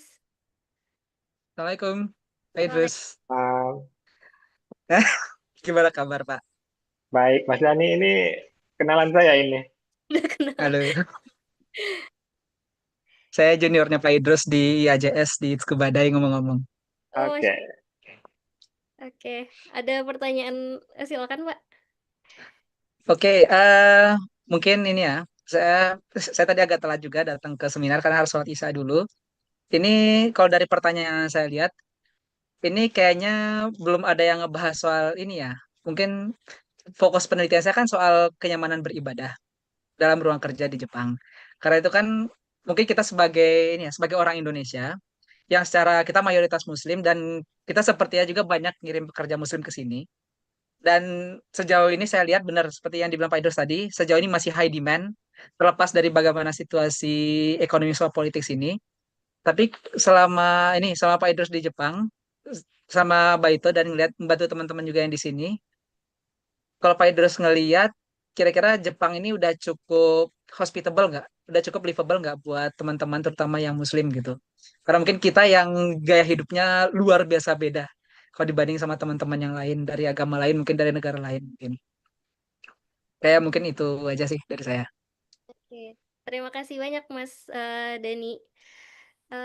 Terus mungkin terakhir dari Mbak Anissa Mir. Baiklah, selamat malam. Dan terima kasih udah mengizinkan saya untuk bertanya. Mohon maaf, izin bertanya.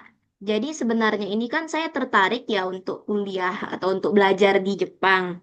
Kira-kira kira-kira syarat-syarat apa saja yang diperlukan untuk bisa kuliah di Jepang selain menguasai bahasa Jepang. Selain itu, kampus-kampus apa saja yang harus saya cari ya? Kan biasanya itu kalau kampus-kampus itu kan ada kampus-kampus kayak terkenal atau favorit gitu ya di Jepang. Dan itu jujur saja untuk informasi itu saya masih kurang.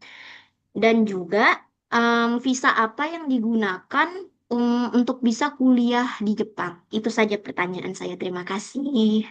Mau konfirmasi untuk Mbak Anissa. Mbak Anissa saat ini statusnya apakah siswa SMA ataukah mahasiswa atau apa? Saya mahasiswa. Saya itu ngambil jurusan bahasa Jepang, Sensei. Nah, jadi mau lanjut S2 atau S3 ke Jepang berarti ya? Iya, sesuai dengan bidang yang sedang saya tekuni saat ini. Itu terima kasih, Sensei. Terima kasih Mbak Anissa. Wah, ini tentang peluang kuliah dan belajar kayaknya kita butuh satu sesi tersendiri ya, Pak.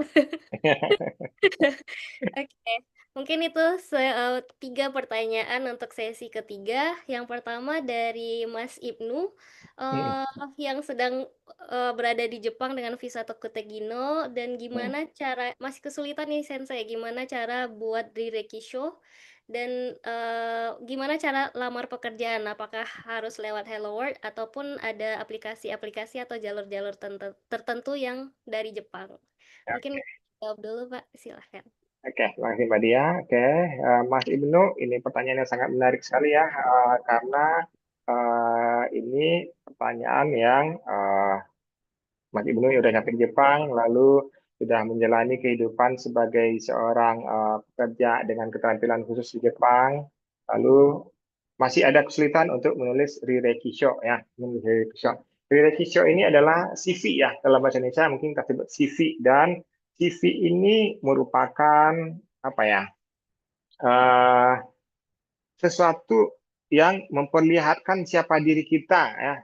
CV ini adalah sesuatu yang memperlihatkan siapa diri kita kepada perusahaan. Jadi ketika kita melamar suatu pekerjaan, selain surat lamaran, di Jepang itu tidak pakai surat lamaran, tapi kita memberikan rirekisho. Jadi orang Jepang, perusahaan melihat kita dari rirekisho tersebut gitu. Jadi rirekisho ini kalau di Jepang memang ditulis sedemikian rupa, dan kita orang asing memang kadang-kadang terkendala untuk menulis rirekisho yang baik. Biasanya kalau rirekisho ini itu ada form khususnya yang bisa dibeli di konbini atau di toko buku, dan kalau seandainya Mas Ibnu ingin rirekishonya bagus, maka Mas Ibnu perlu berkonsultasi dengan orang Jepang terkait dengan cara pengisian rirekisho yang baik gitu.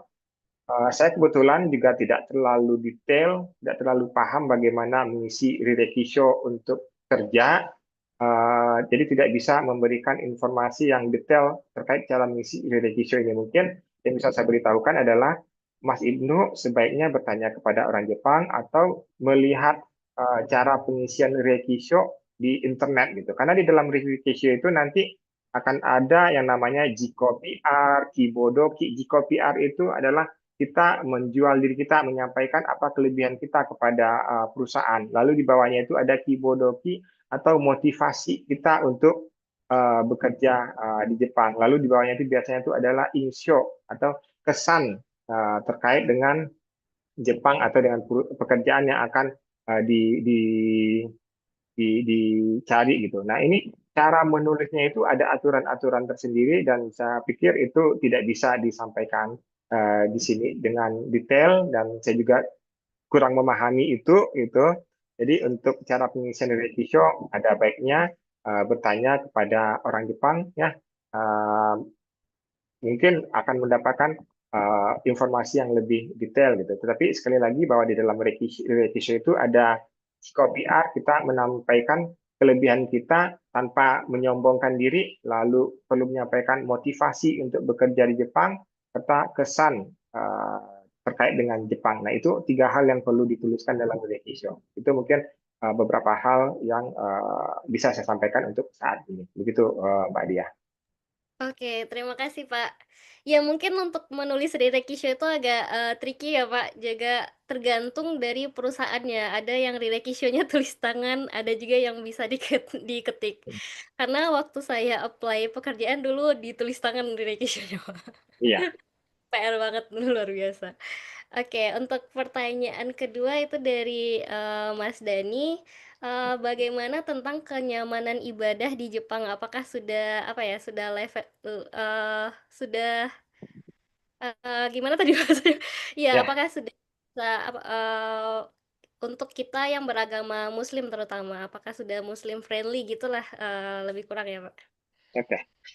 Mas Dani, terima kasih atas pertanyaannya, dan pertanyaan Mas Dani ini merupakan pertanyaan yang dibutuhkan oleh banyak calon-calon pekerja Indonesia yang akan berangkat ke Jepang, karena kita-kita yang berangkat ke Jepang itu memang mayoritas Muslim, meskipun ada dari kawan-kawan yang non-Muslim gitu. Pengalaman saya terkait dengan ibadah, ya, pengalaman siswa-siswa yang saya ajar yang berangkat ke Jepang, juga informasi-informasi dari rumah lansia yang mempekerjakan mahasiswa-mahasiswa yang saya kirim, itu perusahaan Jepang itu ada terbagi dua pada dasarnya. Itu ada yang tidak memberikan kesempatan untuk Muslim bekerja di rumah lansianya, dan ada rumah lansia yang justru senang dengan kedatangan para pekerja SSW, ya, kerja berketerampilan khusus yang Islam atau Muslim gitu. Dan rumah lansia ini mereka menyediakan ruangan khusus untuk pekerja SSW yang Muslim gitu. Dan mereka memberikan waktu untuk pekerja-pekerja ini beribadah. Tetapi karena di tempat itu, di rumah lansia itu, pekerjaan itu terkait dengan kesehatan dan juga terkait dengan keselamatan jiwa, terkadang memang waktu beribadahnya itu tidak persis sama seperti di Indonesia. Misalnya waktu zuhur, misalnya kalau di Padang sekarang waktu zuhurnya itu 12.27 atau 12.30, maka pekerja di rumah lansia itu tidak bisa dipastikan mereka beribadah di pukul 12.30, karena mungkin jam tersebut adalah jam makan siangnya para lansia, sehingga ibadahnya itu sedikit bergeser waktunya gitu. Tetapi untuk rumah lansia tempat mahasiswa saya bekerja itu menyediakan ruang tempat beribadah dan juga menyediakan waktu untuk beribadah. Dan selain itu, di Jepang saat ini sudah banyak berdiri masjid-masjid, sehingga untuk beribadah sudah lumayan terakomodir, dan juga berbagai macam pusat perbelanjaan di Jepang itu juga sudah menyediakan quiet room atau space untuk sholat atau untuk beribadah. Jadi intinya Jepang saat ini sudah semakin terbuka, dan kemudahan untuk beribadah bagi Muslim itu juga sudah cukup baik. Demikian, Mas Dani dan Mbak Dia. Oke, dan kabar-kabarnya jumlah mualaf yang ada di Jepang juga makin nambah ya, Pak? Dan ya, tambahan masjid-masjid juga makin banyak. Terus terima kasih Pak Idrus untuk penjelasannya, dan untuk pertanyaan ketiga itu dari Mbak Anissa, itu tentang kuliah dan belajar di Jepang. Bagaimana cara menentukan kampus-kampusnya, terus apa aja persyaratannya, dan visa apa jika kita ingin kuliah di Jepang, begitu Pak.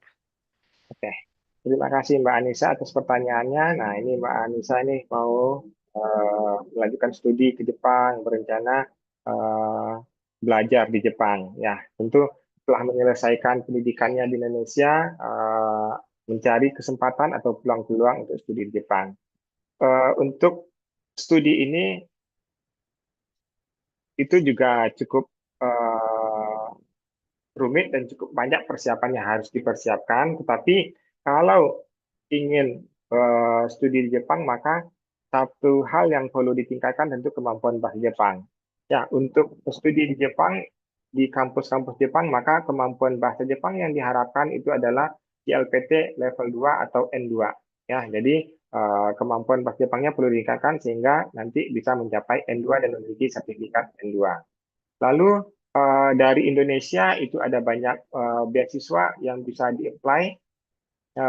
Misalnya ada beasiswa dari kedutaan atau Max, ada beasiswa dari Rotary Club, ada juga beasiswa dari misalnya dari apa lagi ya, Sumitomo, Mitsui dan lain-lain. Itu kalau seandainya studi di Jepangnya itu melalui jalur beasiswa dari LPDP juga ada, LPDP dari pemerintah Indonesia juga ada beasiswa. Tentunya harus melengkapi persyaratan-persyaratan yang disyaratkan oleh lembaga-lembaga pemberi beasiswa. Nah, terkait kalau sudah sampai Jepang, tentu visa sebagai visanya tentu visa pelajar ya, visanya visa pelajar sehingga bisa belajar di Jepang. Terkait dengan pemilihan universitas, yaitu tergantung dengan minat, tergantung dengan pilihan program studi yang ingin dicapai gitu. Kalau ingin program studi terkait dengan bahasa, maka umumnya perguruan tinggi di Jepang itu ada program bahasa Jepang, jadi ada banyak pilihan apakah mau yang di pusat kota ataukah mau di daerah, lalu ada juga kampus negeri dan kampus swasta. Nah, itu banyak pilihan tergantung Mbak Anisanya itu maunya yang bagaimana. Tentu dipertimbangkan juga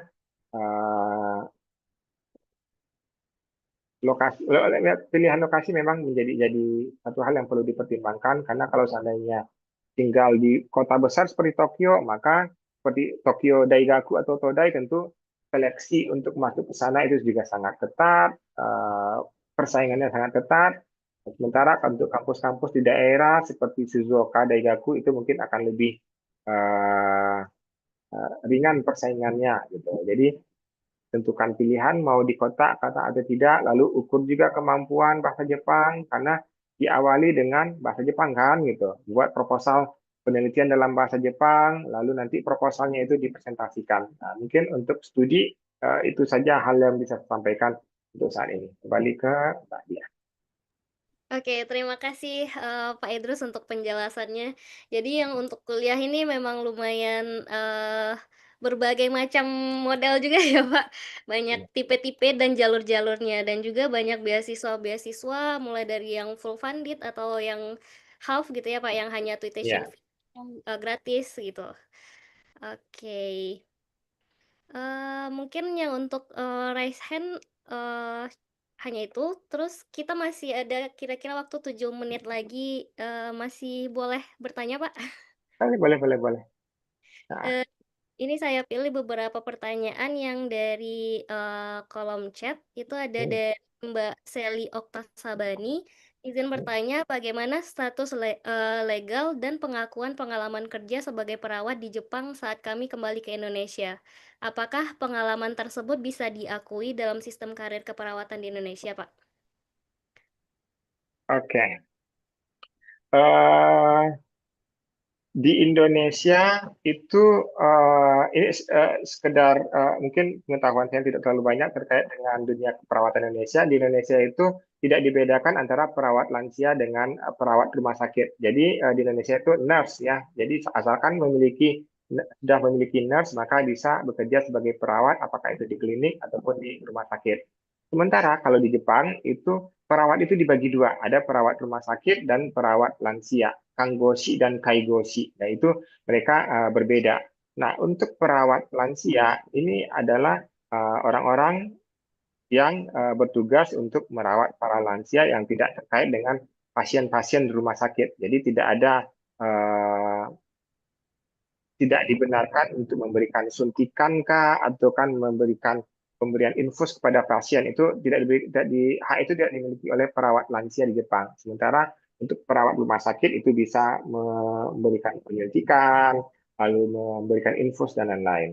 Nah, kalau seandainya sudah menjadi perawat lansia di Jepang, misalnya 3 tahun atau 5 tahun, lalu kembali ke Indonesia, maka tentunya pengalaman sebagai perawat lansia di Jepang tentu menjadi suatu hal yang sangat berharga. Tapi untuk bekerja di Indonesia sebagai perawat di rumah sakit atau di klinik, maka kembali lagi tadi nurse-nya, sertifikat nurse-nya atau uji kompetensinya masih berlaku atau tidak gitu. Jadi kalau seandainya berlaku, maka dengan memiliki pengalaman sebagai perawat lansia di Jepang, tentu peluang atau kesempatan bekerja di Indonesia semakin besar gitu, karena memiliki pengalaman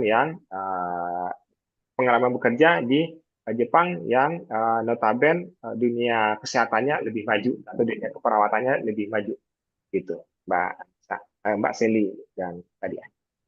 Oke, terima kasih Pak Idrus untuk jawabannya. Oke, untuk teman-teman mungkin jangan live dulu ya, karena di akhir sesi kita juga ada pembagian door prize buat teman-teman yang aktif kayak gitu. Oke, mungkin masih ada pertanyaan nih Pak. Dari Ahmad Solihin. Izin tanya Kak, kalau normal dari awal belajar itu rata-rata berapa lama ya agar bisa ke Jepang gitu? Oke, berapa lama ya? Pertanyaan dari Mas Ahmad ini pertanyaan yang jawabannya itu tidak bisa satu gitu. Kenapa? Kenapa tidak bisa satu? Karena tekad semangat seseorang ketika belajar bahasa Jepang tentu berbeda-beda. Ya, kalau Mas Ahmad ini memiliki tekad yang kuat, memiliki motivasi untuk bekerja di Jepang secepatnya, maka untuk bisa mendapatkan sertifikat level 4, N4, JLPT N4 atau NATES level 4, itu mungkin dalam 4 bulan itu bisa gitu. Dalam 4 bulan bisa mendapatkan sertifikat bahasa Jepang, lalu mungkin dalam rentang waktu 2 bulan berikutnya atau 3 bulan berikutnya persiapan wawancara dengan perusahaan-perusahaan Jepang yang akan merekrut. Lalu setelah dinyatakan diterima oleh perusahaan Jepang, maka perlu waktu lebih kurang 3 bulan untuk pengurusan COE. Dari 4 bulan tambah 3 bulan tambah 3 bulan itu kan berarti ada lebih kurang 10 bulan waktu yang dibutuhkan untuk berangkat ke Jepang, dari mulai belajar bahasa Jepang sampai keberangkatan. Nah itu kalau seandainya motivasi tinggi, belajarnya rajin gitu. Nah dalam 10 bulan itu udah berangkat ke Jepang. Tapi kalau seandainya belajar bahasa Jepangnya santai-santai, lalu ketika ada latihan wawancara juga tidak diikuti dengan baik, tentu wawancaranya nggak lolos gitu. Nah, jadi ada tambahan waktu lagi. Jadi paling cepat itu dalam perkiraan saya atau pengalaman mahasiswa-mahasiswa saya yang saya kirim ke Jepang itu lebih kurang 10 bulan paling cepat, dan yang lama itu ada yang 1 tahun lebih gitu. Baik, begitu Mas Ahmad. Mudah-mudahan bisa memberi pencerahan. Oke, siap. Terima kasih Pak Idrus. Jadi untuk belajar bahasa memang tergantung ya Pak, tergantung kegigihan dalam Ya. belajar ya gitu. Karena kan bahasa Jepang itu dia ada huruf hiragana, ada katakana, dan ada kanji. Yang beratnya kan di belajar huruf ini gitu. Jadi kalau seandainya betul-betul fokus belajar hiragana, katakana, dan kanji, maka dalam 4 bulan itu bisa lulus JLPT level 4, lalu wawancara dan keberangkatan. Gitu. Oke. Jadi rata-rata sekitar 4 bulan ya Pak untuk dapat JLPT level 4 gitu. Ya, itu untuk yang belajarnya penuh semangat. Penuh semangat. Ya, siap. Oke, mungkin ini pertanyaan terakhir ya Pak, izin dari Mas Ibnu, izin bertanya untuk visa engineer itu kategori pekerjaan apa aja ya Sensei katanya gitu? Oke. Dari Mas Ibnu ya? Iya, betul Pak. Oke. Untuk visa ini kan engineer ini berarti kan kedatangan ke Jepang itu lewat visa Gijinkoku tadi ya. Jadi sebagai insinyur mesin ya, kerja di perusahaan-perusahaan yang terkait dengan mesin, bisa di Toyota, Honda, Mitsubishi, lalu ada Casio ya sebagai insinyur mesinnya ya. Itu bidang-bidang pekerjaannya gitu. Itu di perusahaan-perusahaan yang terkait dengan teknologi, jadi Toshiba, Sony, dan lain-lain. memang fokus ke engineer, teknisi gitu ya, Iya. Pak? Hmm. Oke, siap. Karena sudah menunjukkan pukul 20.50 dan seru sekali masih ada yang bertanya sebenarnya, Pak. Tapi, karena sudah malam ya, teman-teman, jadi mungkin untuk sesi pertanyaannya kita cukupkan dulu. Kemudian, mungkin kita meminta, closing statement gitu dari, Pak Idrus. Oke. Eh, Saat ini pemerintah Jepang memberikan peluang yang sangat besar buat kita, orang-orang Indonesia, untuk bekerja di sana. Ya, mudah-mudahan dengan kesempatan yang diberikan oleh pemerintah Jepang tersebut, ini bisa menjadi jalan buat orang-orang Indonesia untuk meningkatkan kondisi ekonomi, meningkatkan derajat martabat keluarganya, sehingga bisa dijadikan peluang untuk bekerja di Jepang, uh, bekerja sebaik mungkin di Jepang dengan membawa nama Indonesia, nanti kembali lagi ke Indonesia untuk kemaslahatan keluarga, untuk pembangunan Indonesia, dan tentu diawali dengan belajar bahasa Jepang. Demikian, Mbak. Oke, terima kasih banyak Pak Idrus untuk waktunya malam hari ini dan ilmu yang udah di-share dan dibagikan kepada kita. Semoga teman-teman yang hadir di sini pastinya udah banyak sekali mendapatkan informasi-informasi dan mungkin membuka jalan pikiran kita yang mungkin tadi di awal masih bingung gitu, masih belum tahu bagaimana cara memulainya gitu. Nah, sekarang sudah mulai ada gambaran gitu dan ada semangat baru untuk melanjutkan perjalanan untuk bekerja di Jepang. Oke teman-teman, selanjutnya kita adakan foto bersama dulu nih teman-teman. Buat teman-teman yang bisa on cam, silakan on cam biar terlihat wajah-wajah cantik dan ganteng-gantengnya. Benar sekali. Oke, mungkin saya minta bantuan kepada operator untuk mengambil foto. Oke, apakah operator siap? Ridika, oke. Yuk teman-teman yang masih mau open cam, silakan open cam dan buat operator mohon dibantu mengambil fotonya. Mungkin ada beberapa slide ya. Kita mulai dari yang pertama. 3, 2, 1. Oke.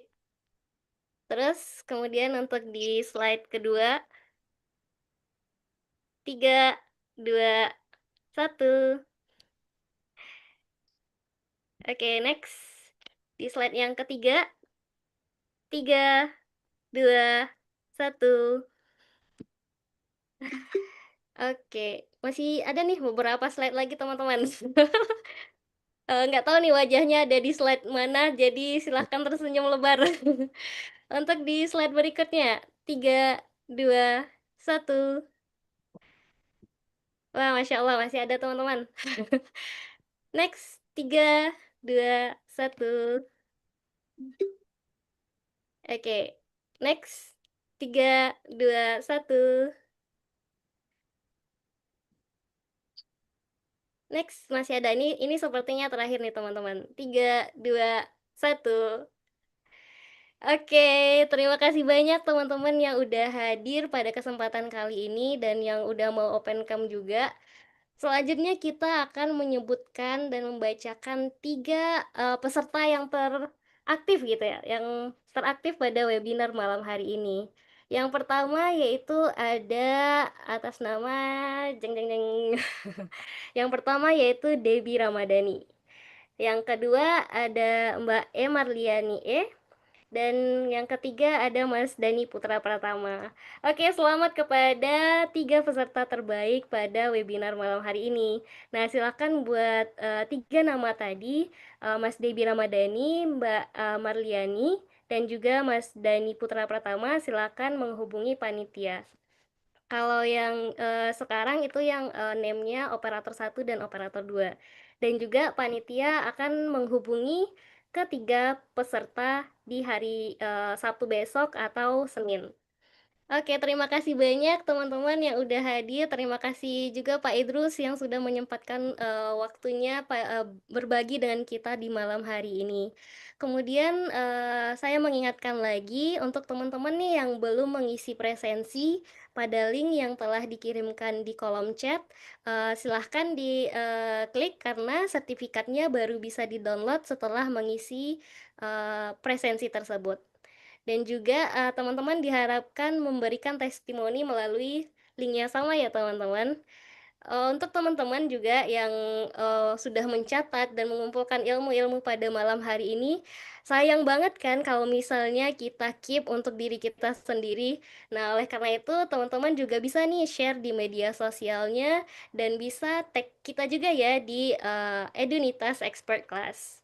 Oke, mungkin sekian dari kami dari Edunitas di webinar tentang peluang kerja dan strategi bekerja di Jepang. Saya sebagai moderator mohon maaf apabila ada kesalahan. Terima kasih banyak sekali lagi kepada teman-teman yang sudah hadir dan aktif pada malam hari ini. Oh ya, dan buat teman-teman yang sharing di media sosial dan tag kami, itu juga ada tiga peserta yang akan dapat door prize menarik dari panitia.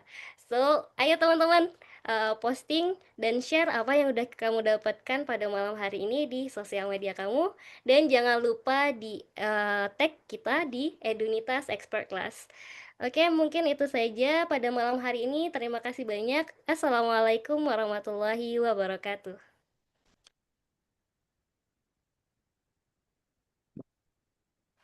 Edunitas, being successful is easy.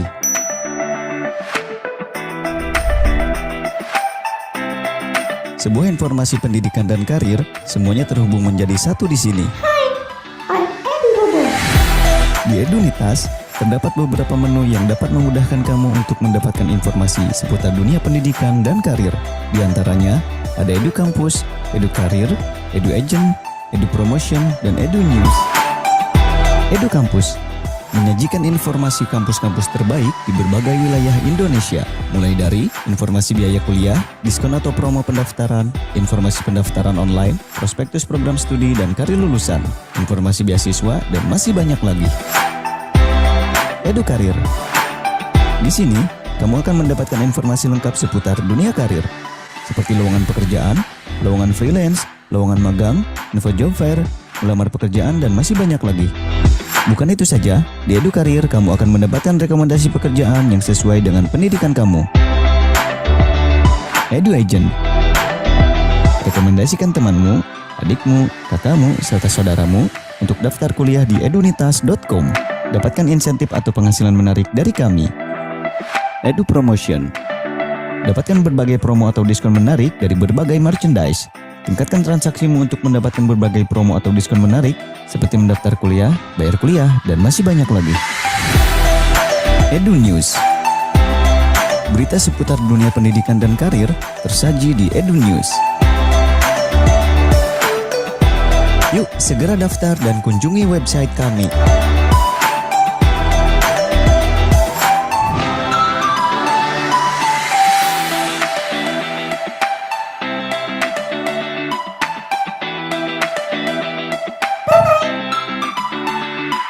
Edunitas, being successful is easy.